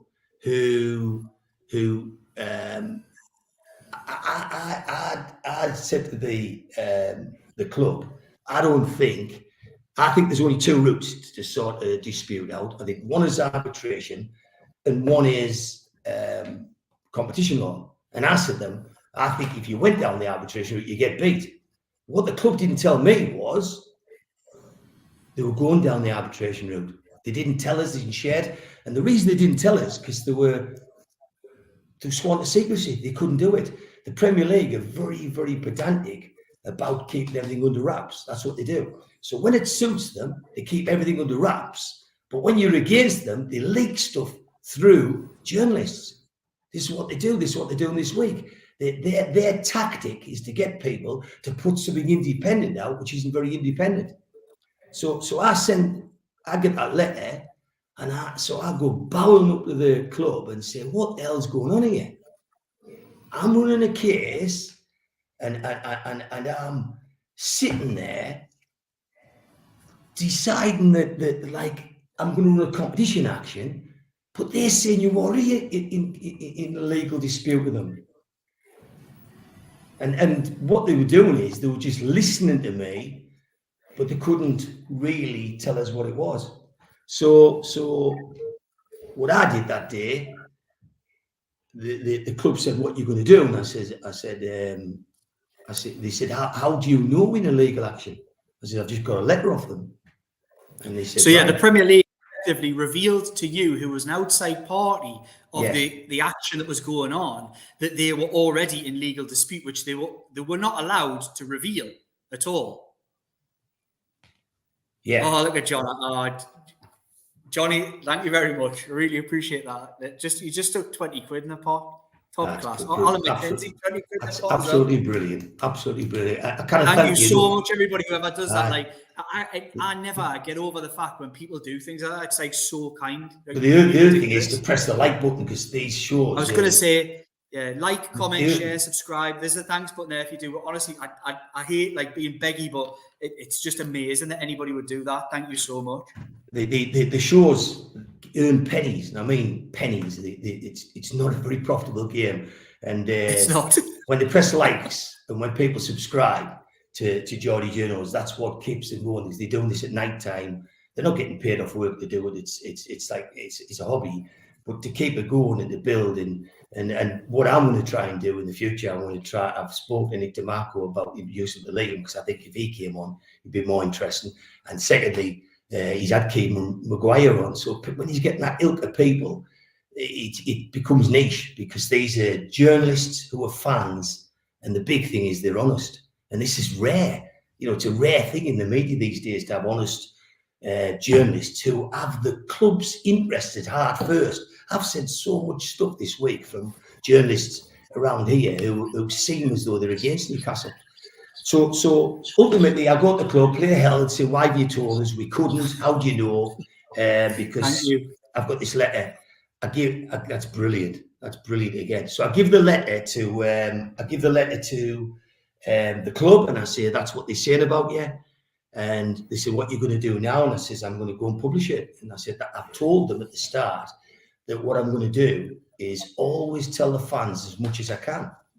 And I said, everything I do, I check with me lawyers, and I'm going to tell them exactly what it is that I'm worried about. So I went to the press, phoned Liam Kennedy up, and I just says, right, I need you to go to press. And he says, what do you mean? I need you to go to press today. These donations are just frightening. That's like Liam's. Thank you so much. He's choking because these lads aren't used to this. This is a new show. It's one of the only ones in the country that's been nominated for a national award, and they're just starting out. But I think this could be a massive thing. I mean, I hope they drop off all these podcast stuff very, very soon. But it's great to sign off on here and see people acknowledging that they enjoy the content and they appreciate people sitting here late at night after tea doing the work. And it's great when fans like me can show that. But so go back, you, Liam, were then asked by me to come and do an article, and I wanted you to go to town. I want you to get someone. I says, I want it on news now, I want it everywhere. And through the Shields Gazette, our trusted source, put an article out saying that Newcastle United were in a legal fight with the Premier League. And I want you to put that out now. I want you to let all the fans know that, because we were all chewed off that the takeover died, but Newcastle weren't doing anything about it. That's what we were saying. And that, as a journalist, you didn't know what they were. As a fan who was running a competition action, I didn't know. And the club couldn't tell us. So when I did that, this is getting daft, isn't it? It's just. Thank you so much. It's absolutely superb. I can't, it's mad. I get nothing off this. And Liam said I'll get paid in washes, but it's just good. It's good to see people recognise and assure, but also to see and they appreciate what we're saying. After this, the next thing that happens is Liam does an article, and then the press, the media, see Liam's article, and they swamp the club. So we put that out. We put that out at tea time, and would you believe? And you put the next letters up from our friend Ben Jacobs, Jordan. At 3 o'clock that day, there was all these articles going on. Spoken to the Premier League source this morning about the response to the NCSL letter before action. They remain confident in their legal position. It was only me and you about the response. Me and Gordon were only two people. And we were waiting to get our KC, who was in court, to talk to us. We were waiting to get direction of what we do, because we just got this 14-page letter. And if you look, the 14-page letter comes on the 16th. And then this guy's saying NCSL must prove. He's actually talking legal terms. He's telling you what their lawyers are telling him. They will remain. They will need to convince judges. How the hell would he know that? He hasn't got legal expertise in his body. The harder to prove than just allege without official support. The Premier League have provided disclosure. Have not provided disclosure of relevant documents, which I asked for. It's unclear that the relevant documents would be in this context. What is clear is if detail is incredible that he's not, isn't it? He's not a lawyer, and he's not a lawyer. And he said what is clear is NCSL want privileged information. They are going to have to go to court for it. Dead right, we had to. Dead right. That's where we were going. This is likely to be expensive or take time. So they're trying to frank you off for money and tell them they're going to delay it. And then he goes on. This is all instantly that day before you ever went live, Liam. It's very difficult to get an expedited case heard at the Competition Appeal Tribunal. He's actually telling you why it'll fail. Actually, our barristers were saying it's very easy because when it's in the public interest, they'll rush it through. They'll put it through quickly. So in a small matter of months, we'd have had the case heard. Highly unlikely this would happen before the club's own legal case is resolved. Well, hold on a minute. That was coming out before we went live. And we're saying, also told NCSL would have to show a proposed resolution. Who's told them that? Which they may be able to do if they're able. The good news is the Premier League are engaging with NCSL. Well, they've got no choice because we're going to take them to court. But the next significant step would be a court case asking the privilege or relevant information that Premier League currently refuse to provide. The key is whether NCSL will now take this to court and how they'll fund that. How does he know how much money I've got or don't have? And how does he know who wants to back us at this stage when it's all getting meaty? He hasn't got a clue, but this is what the Premier League are doing. Club/PIF unlikely to foot bill. Well, he's confirming that little old fans can't do it. I could have done a GoFundMe fund and got the whole of the country on that. But I had people prepared to back us. And I also had funds myself. So I'd run the whole case, and I told you, I'd built the whole thing up, and Gordon put 5 figures in, I'd built a 6-figure action. So, you know, maybe he's the journalist a bit jealous of what we did have. And then it says a letter of action doesn't cost anything. What a clown. What a clown. If you get a letter of action built by a KC, and it costs nothing, does it not? 6 figures to build a letter. I was going to say, he'd be charged the amount of money that they charge anyway. In Newcastle, the barrister is typically on between 700 and £1,000 an hour. London barristers at the time was 16 to 1700. I was told from a legal source, Nick DeMarco was around the 1750 to £2,000 mark.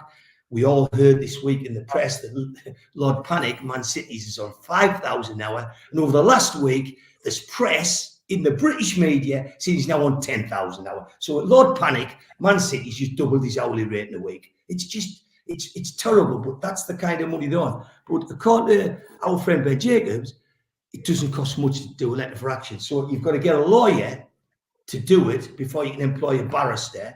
The lawyer was 5 figures before the barrister starts writing a line, and then it doesn't cost much, right? Okay, good. And if they start without standing, and they start one without standing, the Premier League will in all likelihood win. Are you right about that? Explain the standing. Explain the standing. The standing is before you can take a competition action, you've got to prove that you've got a loss. You've got to prove that you've got a loss. And if you've got a loss, if you can show a loss, then the case. I'm going to put that to bed now because I've spoken to some big KCs over the last month, and they're all, I'm talking about some of London's best, and they've determined that fans of football clubs have sufficient standing to run an action against the establishment to challenge PSR. So fans do have standing. Now, if you go back to that last one, Benji said we didn't have standing, and in all likelihood, the Premier League would win. I don't think they did. I think we got the tape over Ben. So I'm pleased to come on tonight just to show why journalists can put anything on a tweet or put anything in an article. It's not necessarily true. So PIF don't appear in the loop at least yet. Hold on, I thought Ben Salman was running the case. So it must all have changed.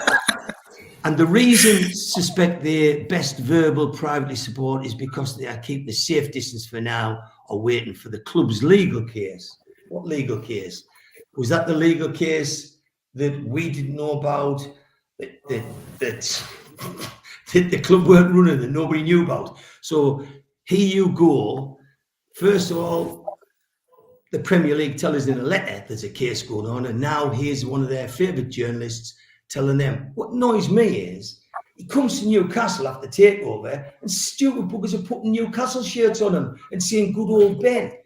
And you wonder why I went on Matters one night and smashed him. Because, and just let you know, that night I was told by legal people to make sure I got him to admit that he'd done what he did. And he admitted it on there. And I got text that night on the WhatsApp saying, job done, Keith. Yeah, you've got the admission.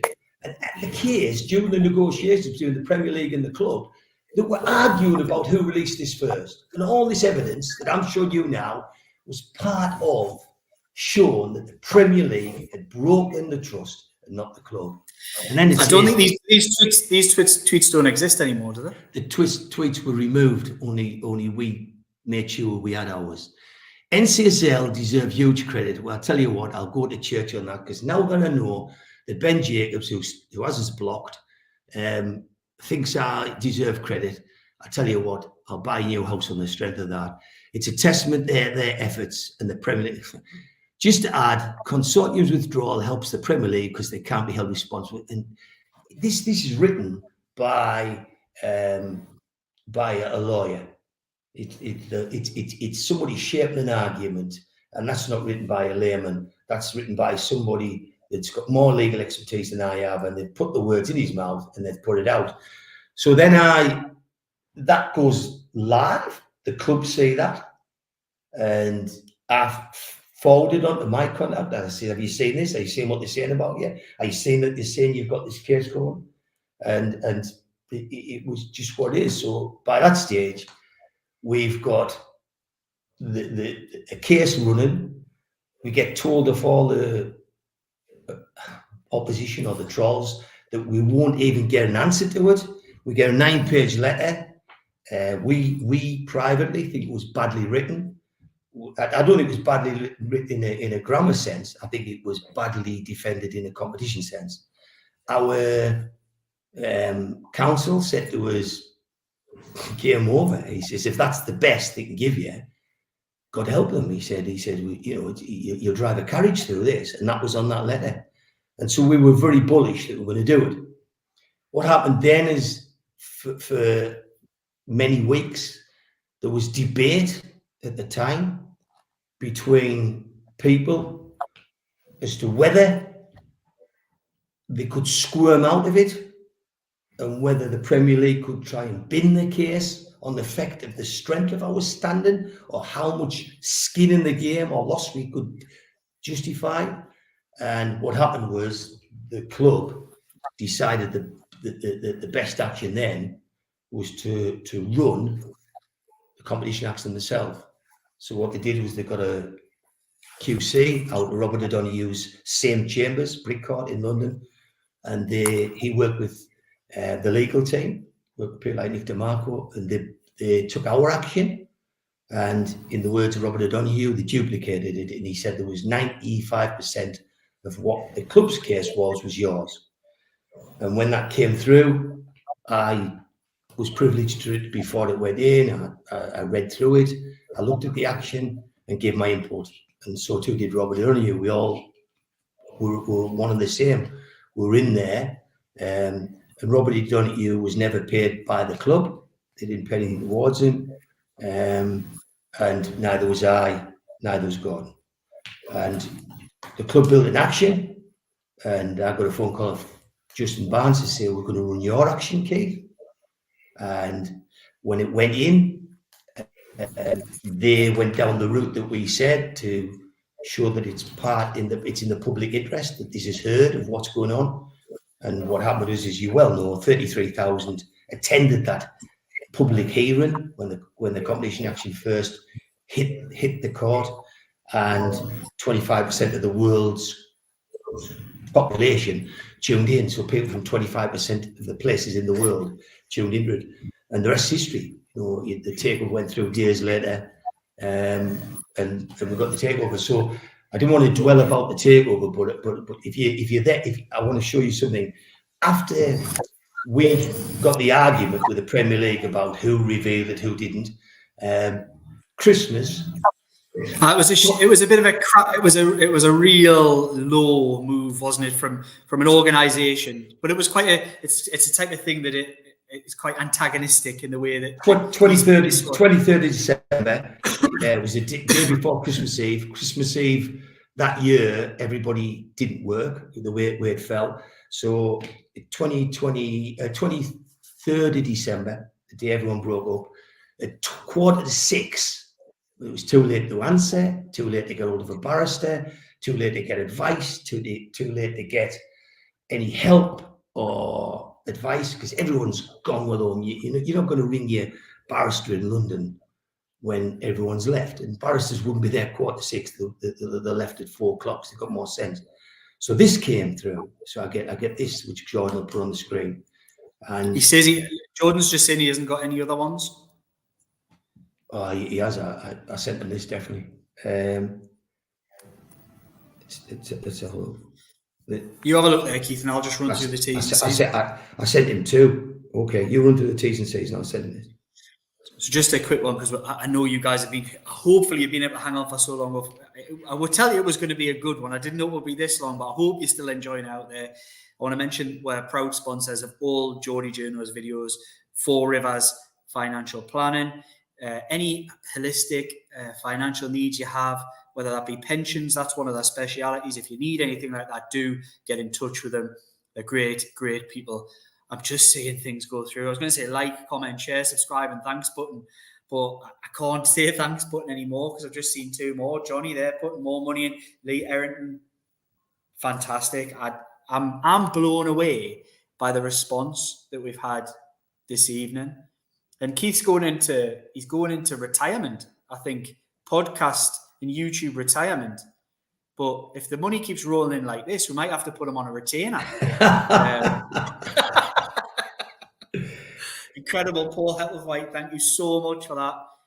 People are just, donations are pouring in. And honestly, I can't thank every single one of you enough. If you get the chance, do give this video a like. I can't, the view that I'm seeing now, can't see how many people are on here. I do hope you're all hanging with it and enjoying. We probably won't go on too much longer, but we'll hang on really as long as you guys want we to, and as long as Keith's story takes to play out. How was going with it? I was going to say I've sent you 2 emails, Jordan. One I'll give you the times I sent it. One of them come through at 1932. It was said 3rd article, and it's 23rd of December. And then there was a 4th article which came through at 1935, and that was it was NCSL's response to the APR. So Jordan will have a look into that now, Keith. If you just want to talk me through, you'll so basically at 4:45 on the 23rd of December, we get an email, and it was just lashing into us. It was telling us that they were going to, basically come after us because we were publicly sharing information we shouldn't. We were sending documents out and making things. And, Keith, could you quickly just, because it's really key, but would want to get them on. Jordan says he hasn't received. Could you quickly resend them while you're talking? Yeah.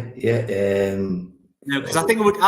Obviously, I know this is making it stop, but it would illuminate if we can get them up on the screen for everybody to see as well.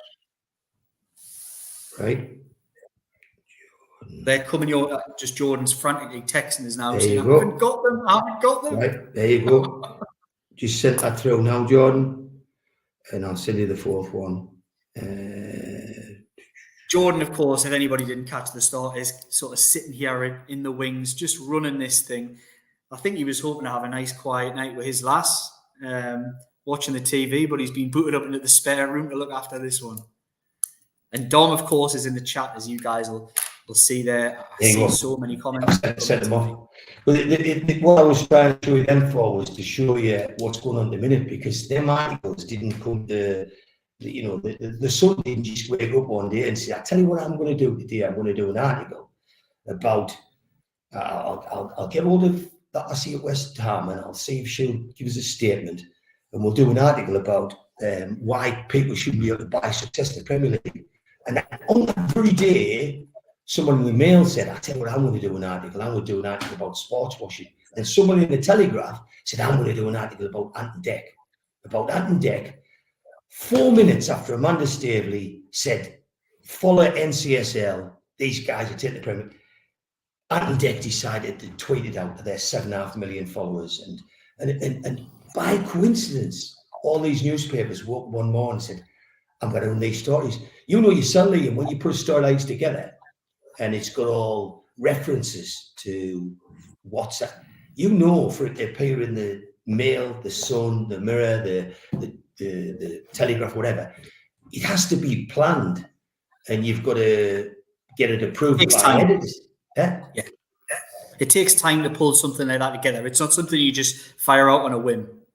But usually these articles are written one day and released the next. That's usually what happens if it's an article where it's research and document. But they all appeared like within an hour or two of each other. And it's done because somebody's decided to do a campaign against Newcastle. And they must be not succeeding with Man City, or they maybe think they've got Man City and they'll group Newcastle with them, and maybe it's an anti-leased ownership target. Maybe it's racist, I don't know. But what it is, it's clear that it's deliberate. And those tweets that were sent to me, where somebody was leaked my personal, private, marked strictly confidential letters before action, they were leaked to a journalist who tweeted them and then withdrew them, pulled them off, and then admitted that he sent them, and admitted that he'd been given privy information, and they tried to blame it on NCSL, which didn't work. And at the time, NCSL was supposed to be nervous and embarrassed, but we weren't. And this is what's happening today. That's what's playing out. They're trying to get Newcastle fans to think, shit, this takeover is going to get undone. Not a chance. Just understand that. Not a chance. You don't undo a takeover because somebody sent somebody a WhatsApp. Now, if you're going to challenge a takeover, you challenge it on the basis of the agreement you made. So let's suppose you're going to challenge a Newcastle takeover. You challenge it on the strength that they agreed the Saudis wouldn't run it. Now, this thing we're talking about here was pre-takeover. If they made a condition to say PIF won't run, I think it was the royal family won't run, or the country won't run Newcastle United, then they haven't been running it. But what these newspapers have got hold of is some old information, and a lot of it's inaccurate, and they're trying to suggest that before the takeover, the Crown Prince was involved. I think that's normal. If he was chairman of PIF, I'm sure he was involved. I'm sure he did say, yeah, go ahead and do it. But he didn't run the football club, which is what the clauses are. So what happens is now is they come back to try and run Newcastle. And I genuinely think that this is a shot across Newcastle's bows to say you didn't do things properly. I don't think there's a process to undo a takeover, because you actually passed it. You guys to put out money in, you guys to do this. So I don't think you could physically undo a takeover. Our evidence will show there's a lot of takeovers before ours, and at the time of ours were passed much quicker, but were passed to organisations that weren't properly vetted. But they've over-vetted the Saudi takeover. Today now, there's questions of whether the Saudis are interested. I think it's a crazy thing that, people put on they're not interested more. Of course they're interested. But they're shackled with PSR. They've had changes of owners leaving. They've had a CEO's got an illness, and they've got to build that back up. But I don't think there's any doubt that they're still going to back the club, and I don't think there's any doubt they're going to build a stadium. But it has to be right. It has to be the right place and the right site to be done. I'm just going to go back to the letters thing. Jordan's got letter 4, but he hasn't got letter 3. Are we all right to just go to letter 4? No. So I go, you talk, and I'll show you that. Because why don't you? It doesn't seem to be going through an email. You might just maybe WhatsApp it to me. Right, okay. I'll WhatsApp. Is everyone still enjoying this? Jump in the comments, let us know. Have you enjoyed it? What more do you want to know? I'm going to get paid off after you've got all them 20 quids. I'm going to get paid off mid-flow. I'm pleased to get this out. I won't have to say it anymore. Realistically, with all the comments that have gone in tonight on social media, etc., we're not going to be able to get through them all, unfortunately. I do pride myself on making sure that everybody gets a voice on these live streams, but sadly, it's just been too wild tonight. We're just not going to be able to get through everybody. And if I can twist his arm, if I can persuade him, he might come back on. We might be able to pull him out of retirement after tonight, but it might take a little bit of Geordie Journo's persuasion to make sure KP comes back on. Really interested. I think everyone would be really interested to see these letters. But yeah, it'd be great to see if you guys are interested. I've seen people in the comments saying make part 2, etc. I hear it. We could maybe. He's listening. It's got a book in it, hasn't it? Imagine the book had all the 90 gigabyte of stuff in it. I'll tell you what's the best seller. Right. So there's a WhatsApp to who do I send it to you, Liam? Send it to me. There's let 3. That's the 23rd. Quite important. You mentioned in that letter, Liam. That's why I think it's important. Yeah. Because people wonder why I've done this show through you, but you're actually involved with it. So you've got to look today, and I don't think there's a hope in hell you can undo the takeover. And I don't think Newcastle's done anything post-takeover that contradicts any of the terms they joined. So for Newcastle fans, I would say just give it to one of them and say it ain't happening, crack on. It's clear we bother you. It's clear we chill the shit out of you. It's clear you're really worried about us. But for me, I hope Man City wipes the floor with them. I hope Man City cleans all this crap and all this collusion and like I want to stop the game and say, can we just have a discussion in the Telegraph, the Athletic, the Sun, the Mirror? Can we have a discussion about what's happening today with the £2.5 million that was promised to victims of a war as part of a takeover that hasn't gone through? Because I haven't seen anything in this Newcastle takeover that comes close to that. So can we have that run? Can we have that all over the Telegraph? And can we have people saying, can I quote the Telegraph? The public ought to know the truth. By God, the public need to know what happened with that £2.5 billion. And who gave the assurances that the takeover could pass on the strength that that money was passed to them victims? That's what I want to say. I want to see fairness. But it doesn't surprise me, because what I see a Premier League where whoever goes against this PSR sham and this farce of a historic benefit where you get more money for who you once were rather than what you've just done. And I know that the barristers in Britain, I know there's enough barristers out there ready that if such a fund was available, they would fight this. But if fans did it and we raised 300 grand, the Premier League would put 6 down. And I'll show you this in a minute. If you put $1 million down, they'll do 2 million.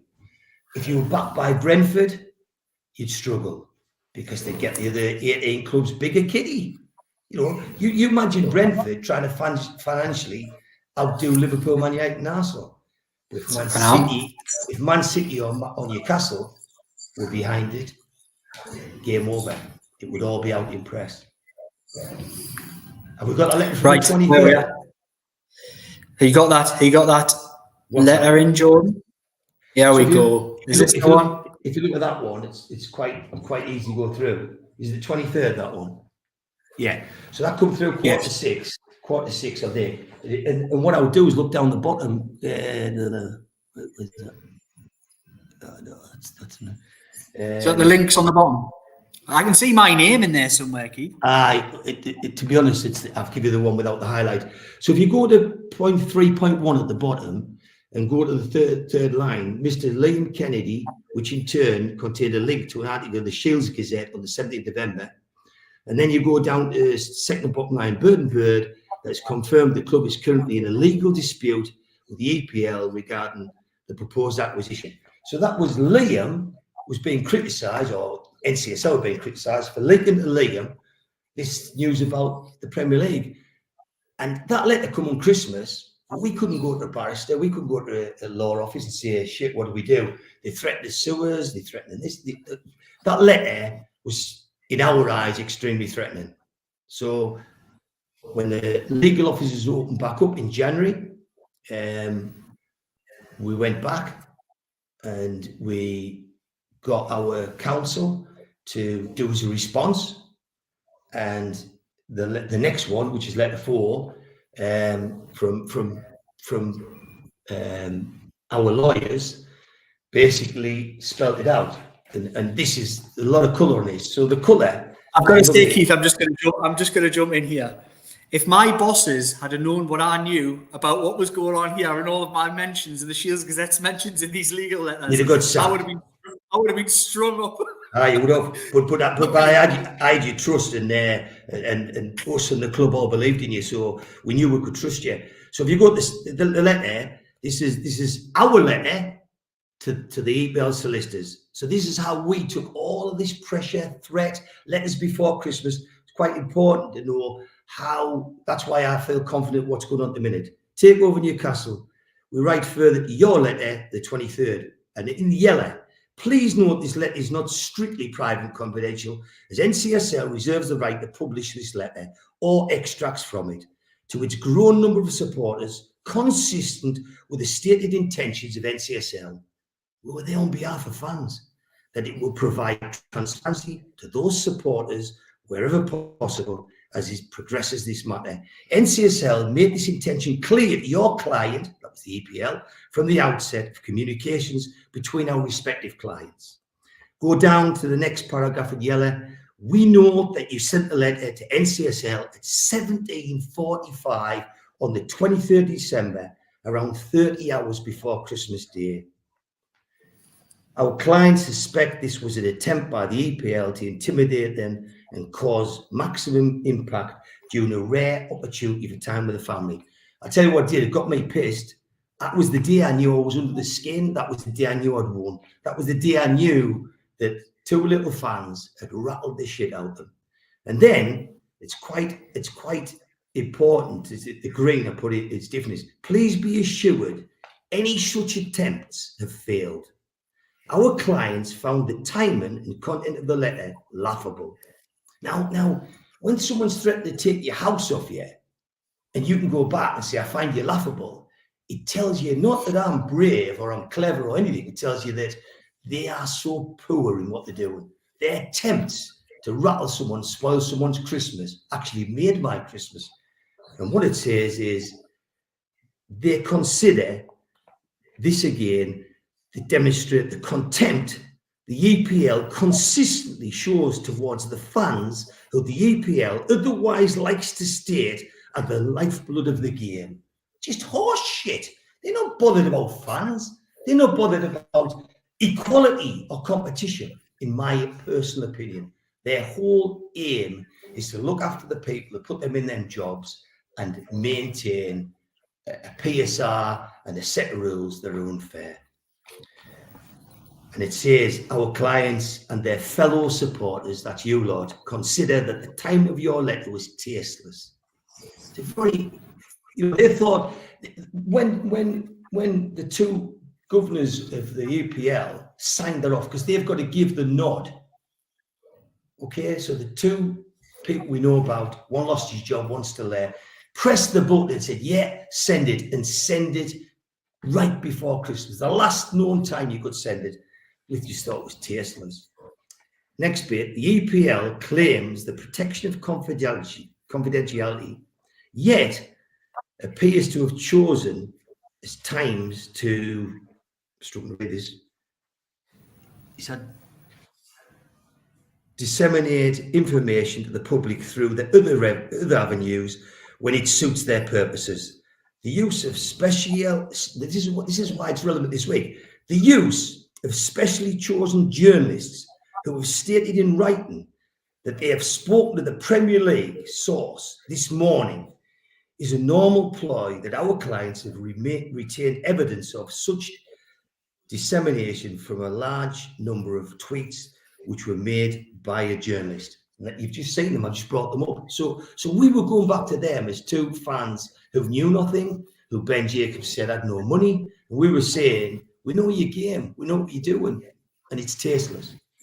Go further down, our client would contend, 60 of that information, which our client would contend could only have come from someone who had been briefed on the contents of the letter, who had actually seen the letter, and that was Ben Jacobs. Journalists made reference to it in the tweets. Go to the next page, and some of the key things as NCSL's standing has been raised in your letter of the 16th of November. Now that's a key competition point. That's a key thing that you would fight. A competition action, you would fight to try and prove NCSL didn't have standing. You would try and undermine the case to the point where in the end, that's why the case was run by the club, because the club had clear standing, or St James Park Holdings. Then it goes, indeed, this was the first time NCSL standing had been raised publicly, and that information from the letter. but this could only have come from the EPL, yet the EPL then accuses NCSL of breaking confidentiality. Laughable. In the letter, the EPL makes allegations that NCL has continued to publish information which you state was imported back to NCSL in confidence. Our clients categorically deny these allegations. You can see where it is. It's a game of table tennis. It's a battle. But this is our people telling them, in polite inverted commas, to go and get stuffed. We're not frightened, and we're not going to be silenced by you. Go further down. Talk about this. Mentioned 3 times in the journalist's tweets, referred to the above, some 3 hours before NCSL made the statement public. So it then goes down and says, it seems clear that it was the EPL who broke confidentiality process. The EPL have been at pains to state the arbitration process is in confidential process, given the confidential nature of the process. Then goes down, seeking greater transparency through letters to MPs. They criticised me for going to MPs. And this was undertaken by NCSL using information already in the public domain. So in every argument they throw at us, we just chuck it back. Now, the key to all this is legal people checked out what we couldn't say and told us how to go about it.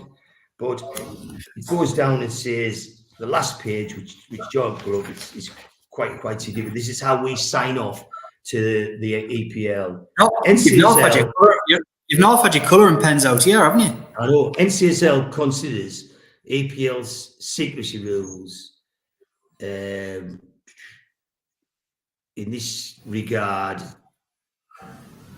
I can't even say that word.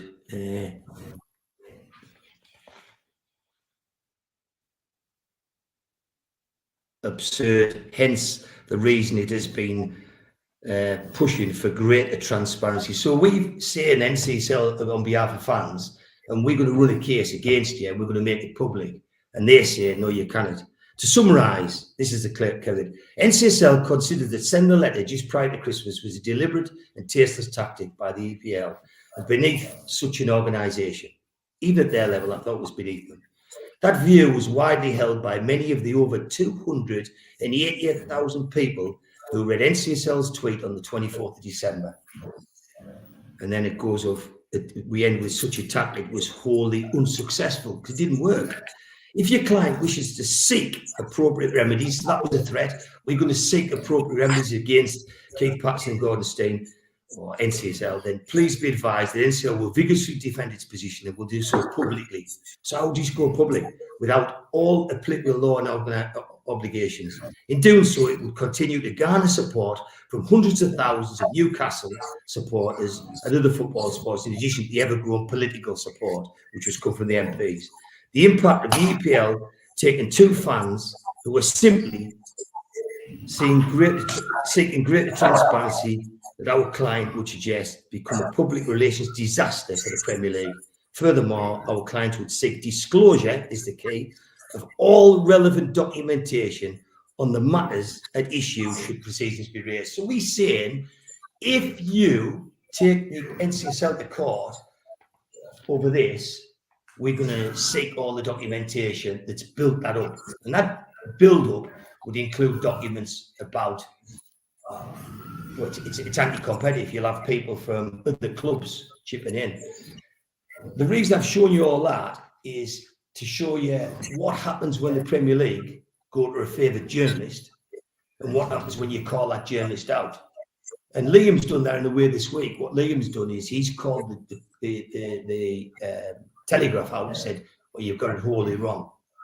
It's my article, and it's totally, you've made a huge mistake in that. And if you make a mistake in a letter, you then have to question the whole letter. Because the thing in court is when someone goes into court, the barristers coach me in America to say, always remember when you're up against someone in court, you only have to prove somebody a liar once, then they'll lie for that whole case. So a judge, it just undermines everything said, even if everything else is right. When one thing is wrong, it undermines the whole lot. And what's happening here is the Premier League have got history. They've got history for getting favourite journalists to poorly publish stuff, make mistakes, and then pull them down, pull them off Twitter. Well, come on. Someone sends me tweets like that about my letter, which was private. What's the first thing I'm going to do? I'm going to forward that on to my lawyers, forward it on to the club. I'm going to say, have you seen what's come out on Twitter here? And I'm going to print it off. I'm going to recover it to a screenshot. That's the least I'm going to do. But the Premier League did it then, back in 2020. They continued it in 21. And the sad bit is in 22 and 23 and 24, and they'll do it in 25. This week, we've seen that the Premier League have decided to group all their favourite journalists together. One who claims he's a Newcastle supporter, and he's been shouting from the rooftops today about the takeover being dodgy. And he claims to be a Newcastle supporter. Over my life, over my dead body. Why you would group the two things, support Newcastle with politics? The two things don't go. I don't like politics. I'm not interested in them. I'm not interested in what happens in other countries. I support Newcastle. Whoever owns Newcastle, I support Newcastle. Whether I like the owners is up to me. Whether I like what the owners do is up to me. It's got nothing to do with football. And that's why I won't talk to people who yacker on and lobby politics, because they've got an agenda to do that. And the same, if I was you and people come out to you as fans, just turn around and say, I'm here for football, mate. Keep on that lobby and I'm just going to block you. And that's what I do. So that's where we are. You know, that's how it all came out. But remember, what they've done this week is what they did to me. They used journalists this week, made false articles. They did it then to me. Then they threatened us when I went public. And no doubt I'll get threatened again. Who's bothered? What they're going to do? Threaten, say my opinion's wrong. And then what happens is they send you threatening letters. They send you things at Christmas. They've probably done this to all the Man City people. You know what I mean? Do I think 115 charges will stick? I reckon they'll get reduced. I reckon the number will come down. But just think about that. Think about the Man City case. So I'm representing Man City and they come up with all these charges and they say, why did you do X, Y, and Z? Let's suppose they've done something wrong. Why did you do X, Y, and Z? Well, I had no choice because it was an anti-competitive organisation. I was trying to stop us. And they were doing it deliberately with intent. And they were abusing dominance. And they were trying to stop Man City being a Chelsea, where the owner wanted to put money in. You've got to remember, when people do things which are proven by 3 judges to be wrong, it's not a good business. Then charge people for acting wrong. So they're going to charge. No doubt they'll get some things to stick on Man City, but I bet a hell of a lot than what they hope. And I'll bet there's some wins in that as well. And I bet there's some things proven in that. And I bet there's some anti-competitive things have gone on. So right now, it's Newcastle's turn this week. And it just broke the camel's back. I just thought, oh, bollocks, I've had enough of this. I'm sick of hearing people cackle on. I'm sick of all these arseholes who've got a degree in human rights on the 7th of the 10th, 2021, and became an expert. I'm sick of people just thinking I'll lob out and dick in there and I'll get 7.5 million of their Twitter followers to go and do it. I'm absolutely up my back teeth. Next to me saying Alan Shearer farted in the wrong direction, we bottled it and it has evidence in it. It's just getting too silly. The Crown Prince of Saudi Arabia has never been to Newcastle. He's never been once. But according to their owners, all that was before the takeover. Just laugh at these people. Laugh at them. And just remember, if they get too cocky, we've got 90 gig, it's now 100 gig. We're winging its way to them that'll close them down. I'm just a daft. I'm an ordinary fan, an ordinary football fan who wants to see us win something. But if we compete and don't win something, then I'll die out, man. But what I won't sit and watch is what Amanda Staveley said is illegal behaviour against the club and illegal behaviour stopping the takeover. And I won't watch what's happening this week playing on the mental health and the mindset of all of our fans, because they're just winding you up. That's all they're doing, totally winding you up. And I hope the Premier League and I hope all the solicitors are sitting looking at this tomorrow saying he's a proper gobshite. But I tell you what, the gobshite knows your game. The gobshite suffered your game. Gobshite had 14 months working against you people. And I know all the tricks you pulled, all the stunts you pulled, and we won. And if it goes again, I'll be sat there with the people who take it again, because I'm of the age where I don't care anymore. I just want the truth to come out, and I want to compete, and I want an even playing field, and I want it to be legitimate and lawful, which is something the people looking here don't really specialise in.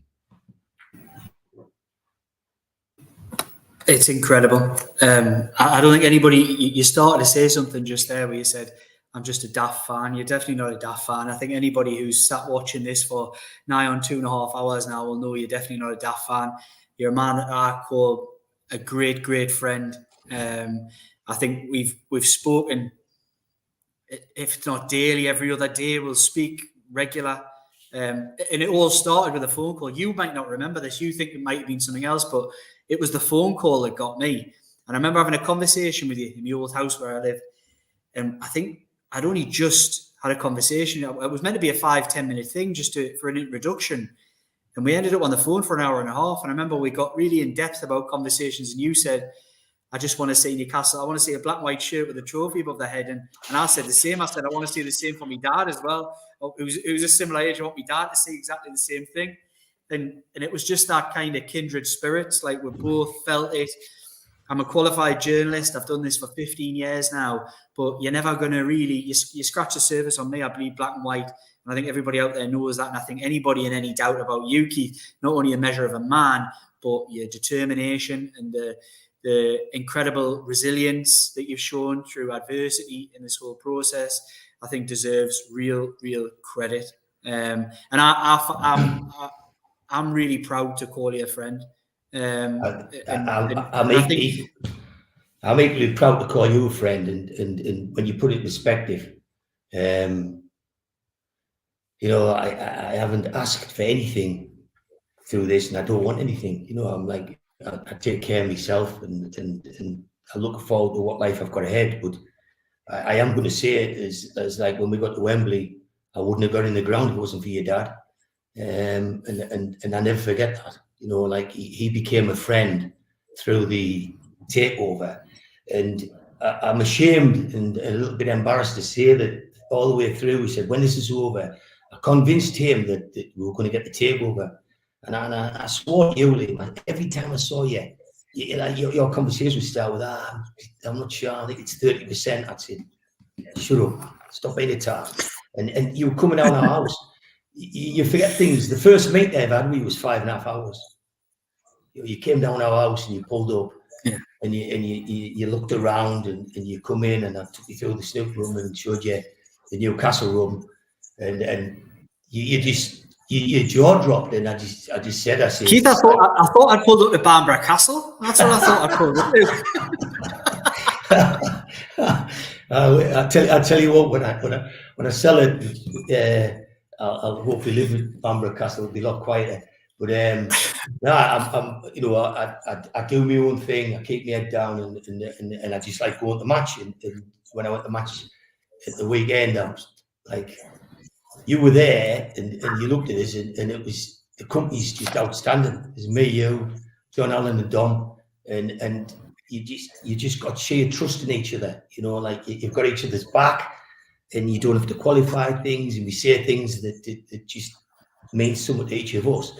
But we're there for each other, you know, like you're the young one at the table, and we got ideas and plans to help you, you know, and that's what you tend to do when you get older. You tend to like try and help people do what you maybe did years ago. But what pisses me off is I love a lot of the Newcastle fans, friends. My brother is a deep Newcastle fan. My best pal is a lawyer. He's a deep Newcastle fan. Johnny Allen, pal, deep Newcastle fan. So I don't want to go far. And they just want to have a go. That's all they want to do. They live for having a go. If Newcastle get beat, like Saturday, we have a shit weekend. And if they win, we have a great weekend. And because I'm lucky that my knowledge took me to places and I sat and watched what a cartel looks like, what it smells like, and the tactics they pull. Amanda Staveley's call just rang in my ears. And I knew that you'd only get one Amanda Staveley that was capable of pulling the takeover together. So it was our one chance. I knew whether when Mike Ashley was there, we had that chance because they looked at us before Man City, and a certain group of people at the club let that deal down with the behaviour at that meeting. The deal fell. So I thought it doesn't happen twice. If it does come along and Amanda's saying it's dying, got to get off my backside and do something about it. I'm pleased now that I won't have to do anything. You know, I'm pleased now that the might and the financial backing of Newcastle and Man City will somehow make sure that this whole end game is evened off. I've got no doubt that Newcastle and Man City aren't going to sit and listen to these puppets indefinitely. All I wanted to do was get out as many Newcastle fans, and I thought long and hard. You know what I mean? I had a great podcast with a load of lads because I was on with Kieran Maguire, who I was in awe of, and when the load of lads pulled a stunt, he put Kieran Maguire in to talk about the interest free, and then the rest of it, all the rest of that case, right, kid, what the rest of the case meant. I thought, holy shit! So I tried. And he's some guy, Kieran Maguire. I've dealt with Kieran Maguire since before he was as big as he was. I mean, he's outstanding. Not long ago. He's like they say, Lionel Messi of sports law is Nick DeMarco. Kieran Maguire's got to be the legal Messi of financial football finances. And when I spoke, was for it generally was just for 2 or 3, well, about 3 or 4 minutes, maybe 5. But at the end of it, he said, his words were, he said, that was absolutely brilliant. And them's the things I'll take home. The fact that I've got the approval of the fan base. I've seen your comments tonight. It like, you know, honestly, it like, it's times like that it just humbles us, and it makes us like pause, take a breath, and it makes us feel human, and it makes us feel ever so grateful that if fans appreciate you, and we all the same kind of people, aren't we? We all, you know, we all got a few quid about, we all want to go to the match, we all want a pint, bite it, and you all want to tell a joke and have a crack, and you want good mates around you, and you want good people around you, but when you get that approval, and met the guy from Aberdeen the weekend who's been in touch, met the lady Denise in the Irish Centre, met a lad in the Irish Centre the weekend who turned around and said, look, I didn't know you didn't have a season ticket. From now on, I'm going to get you on my ticket and you can go in instead of me. I said, oh, bollocks, I wouldn't do that. I just wouldn't do that, you know what I mean? But for someone to say that, it was like he'd given us it, you know, and just the fact that he offered us it, and he said, I couldn't ever do that. But, you know, let's hope we build a ground. Let's hope we get back in. I mean, I gave my tickets up. I gave a box up and 3 season tickets up because I didn't believe we were going anywhere on the Ashley. It was halfway through the Ashley reign. And the killer to me was letting Keegan go. I was chewed to bits, and I just took it so personal, the way Keegan was treated, and I just felt I had to make a stand. So the box went and the 3 season tickets went. And somebody said as well, if you knew the takeover was going through, why didn't you just go and buy 2 season tickets the week before? And I felt as though I was talking to them all the time, and I felt as though after this I would just be able to buy 2. You know what I mean? I thought they would do it, and you got to understand, I worked for the sellers who had all the appreciation and gave us great gratitude and thanked us for what I did. I got the most amazing message of Nick DeMarco as a QPR fan. And, you know, I've never published it, I never wrote it. He basically just said, as a football fan, I can't thank you enough for what you've done, because you've done the kind of thing I would do. And he just sent us such a great message out. And that means more. Like that guy offered his ticket and things like that, that means more. But it's getting that gratitude, and it's looking where you are now, and I hope we're in a great place. But when I went to the new club, the Newcastle United new club, and said, "Can I just buy 2 season tickets? I don't, nothing for nothing. I'm not interested in freebies. Can I just buy 2 season tickets?" And I was told that I would make me different to anybody else. And I thought, if you can't talk me bank money, you'll say you're a very lot different to everyone else, because you've had 14 months unpaid off work and you've just put a shitload of money in that you wouldn't dare tell your family how much you'd spend. And I thought I'd be able to buy 2. And I realised then that I should have bought them the week before the taker rather than go the week after. And that happens. I'm quite philosophical about that. I can take that on the chin, and I'll keep doing what I can to get to the game. Go every week and get in. And it's hard. And I'd like to take my brother. He had cancer for 3 years and he's recovered, and I'd like to take him. I had cancer after the takeover. And I would like to meet my brother to go, meet my pal. Is it a big thing to ask to be able to buy 4 season tickets? But you've just got to take it on the chin and believe that PIF will build this stadium, and they will all get that, and believe we'll get silverware. So thanks to everybody, and don't underestimate whether I've been unloaded or matters or here. That I don't really want to say a lot more. I've got a million things I could show you, make your hairs curl. I could show you much more things, but I just wanted to show you why I got 4 documents out tonight that relate to what the Premier League are doing this week in Newcastle. They were doing to me, and don't worry about it. We're in good hands, and they ain't doing nothing with Newcastle. And while they're acting unlawfully, while they're being anti-competitive, they're at a huge risk, and I think the place is in a mess. And I think there's top legal people, if funded, they would find a vehicle to get Man City and Newcastle to take them to court and wipe the floor with them, albeit it'll never be through a football club because you're not allowed to anymore. Thanks. Let you speak, Lee. I'm sorry you've gone on. It's like I just feel as though I've got everything off my chest, and I feel as though I've been accused of not being involved. I've been accused of fiddling money. I've been accused of everything, added with death threats. But tonight I feel as though I can bow out, and if Man City ever go in touch with us, I'd pedal my bike down there to help them smash this anti-competitive setup. But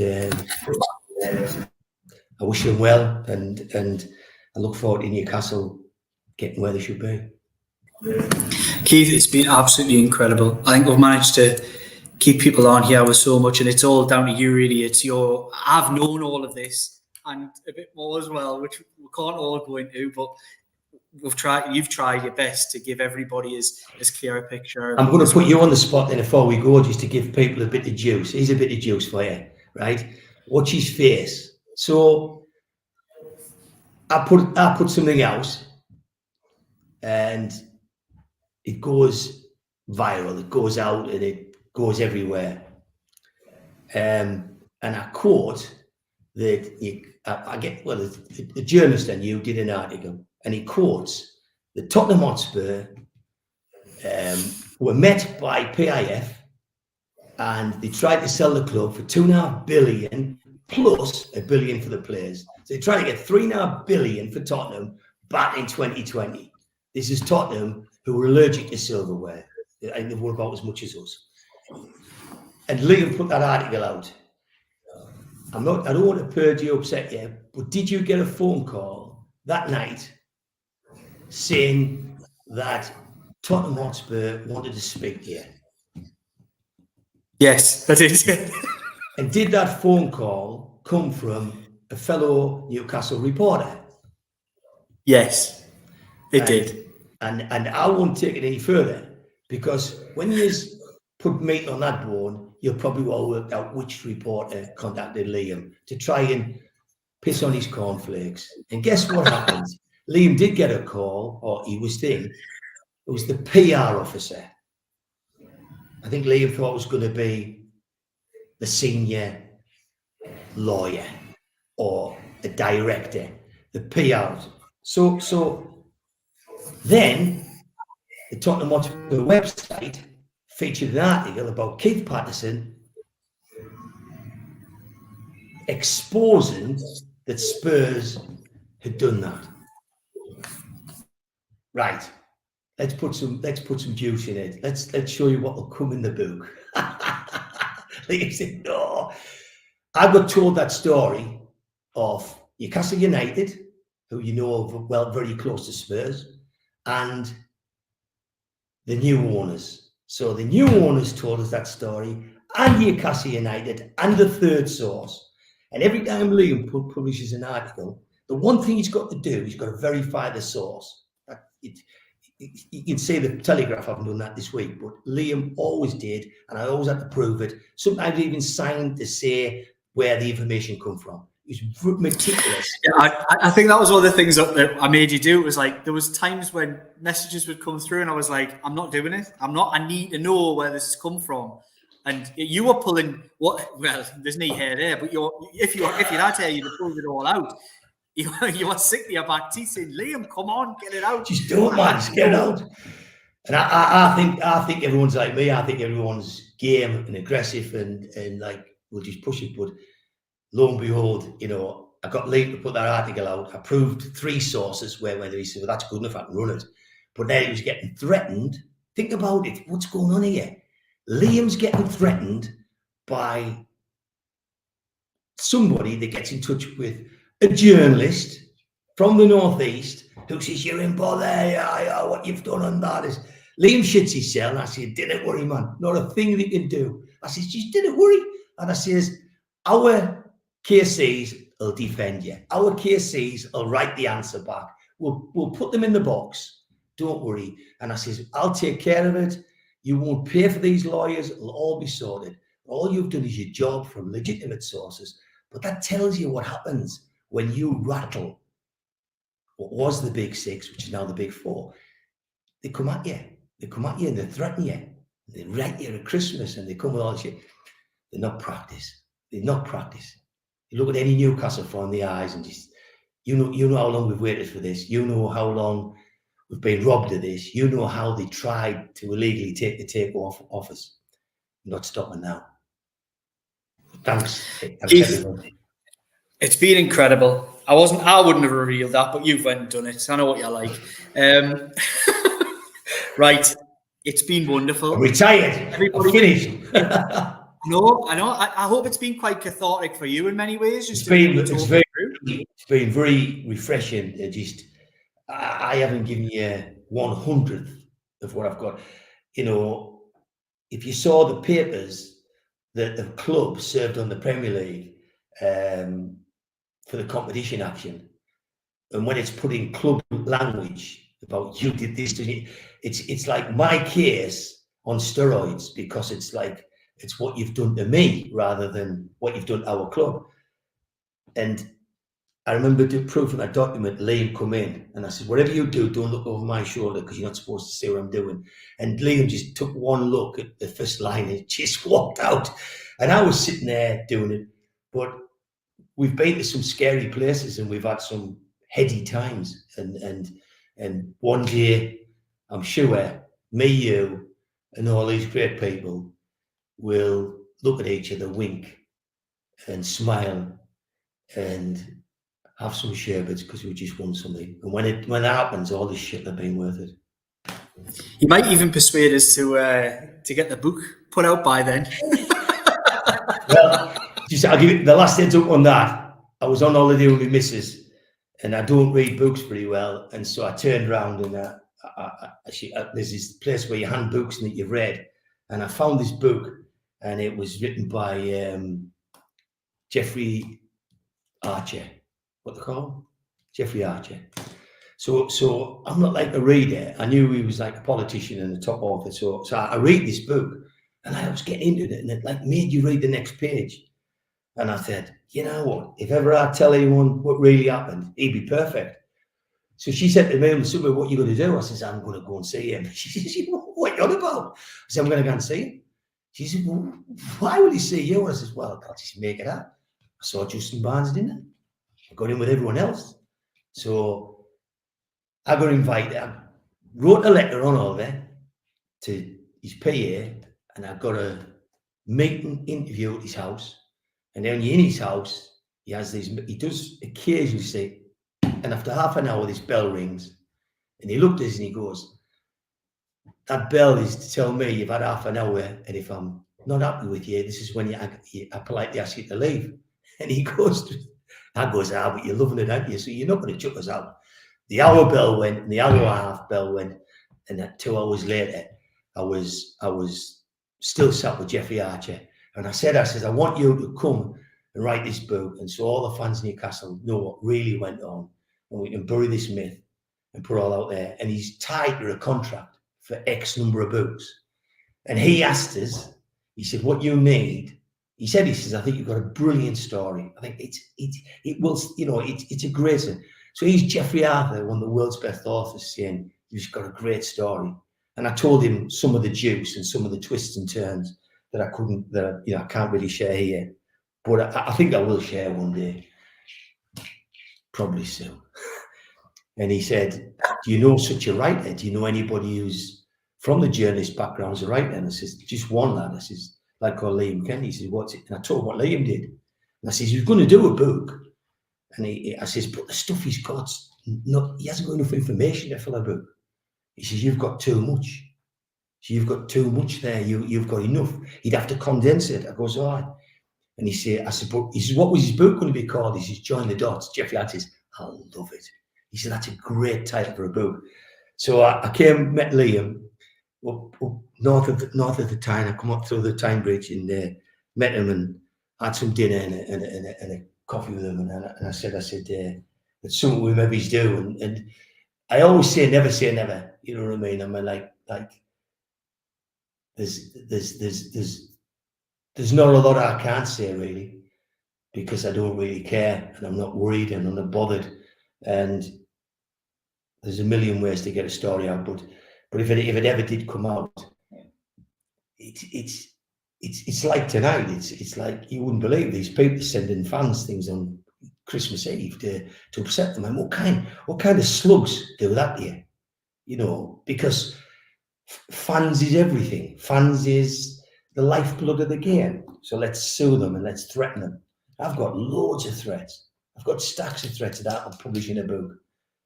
But somebody said there, right, we're going to have to wrap it, man, Keith. 2.5 hours, but we've got enough for a documentary, haven't we? I was a documentary, yeah. Well, I was stood there and I thought, poor bloody, what they call the actor? They said, what they call the thing? What they call him who's got the brain disease? Oh, I don't know. The famous actor, he's my double. Oh, Bruce Willis. Bruce Willis. I wanted him to do it, and then he was bad, and I thought, oh, geez, you know what I mean? Poor fella. And that was the man I wanted him to do me acting. I wanted to fill him out. Seriously, in all sense, all I want to do is say is win a Carabao Cup, and then get drunk at Wembley, come back on the Monday with a thick head, and I've had a happy life. Until then, take care, everybody. Thanks a lot for your kindness. Thanks for all the kind things you've ever said. I want to sign off with very quickly. We're going to have to wrap this up. But I got a message from the Premier League the day that the takeover went through it, and it said something like, "You'll be so happy that you don't have to contact us nearly on a daily basis now." And I think that was enough for me. That was the sign off that I needed from the Premier That's your contribution. A threat of Tottenham, and written evidence from the Premier League that you've been pestered them every day. Yeah. Would you like to comment? Every article we put out, the Premier League refused to comment. The Premier League refused to comment. They did, yeah. And it was the daily answer. Anyway, my battery on my laptop's about to die. We've done 2.5 hours, Keith. We're going to have to let them go. Yeah, thanks everybody. I can't thank everyone enough, but it's a good time for me to wrap in and go to the match and not have to worry about all this anymore. You know, I think we're in good hands. I think Newcastle, Man City's got the funds to get us to where we need to be. Right, cheers, guys. If you've enjoyed this, amazing. Thank you so much to Keith. Thank you to Dom in the comments. Thank you to Jordan for running this whole thing. Thank you for everybody who's contributed, whether that be monetarily or just liking, commenting, sharing, subscribing. It's been amazing. I've enjoyed it. Keith, I think, has enjoyed it too. And we might see him on again, although he says he's retired. We might have to try and twist his arm to see what's going on. But anyway, do like and comment, share and subscribe for all your Geordie Journals content. Click the bell if you really want to get notifications. And it's onwards and upwards for the Geordie Journals. And if you like the lives, let me know. It might be something that we'll revisit again on a weekly basis. Right. From me, Liam Kennedy, thank you very much. And Keith, I'll leave the last words to you.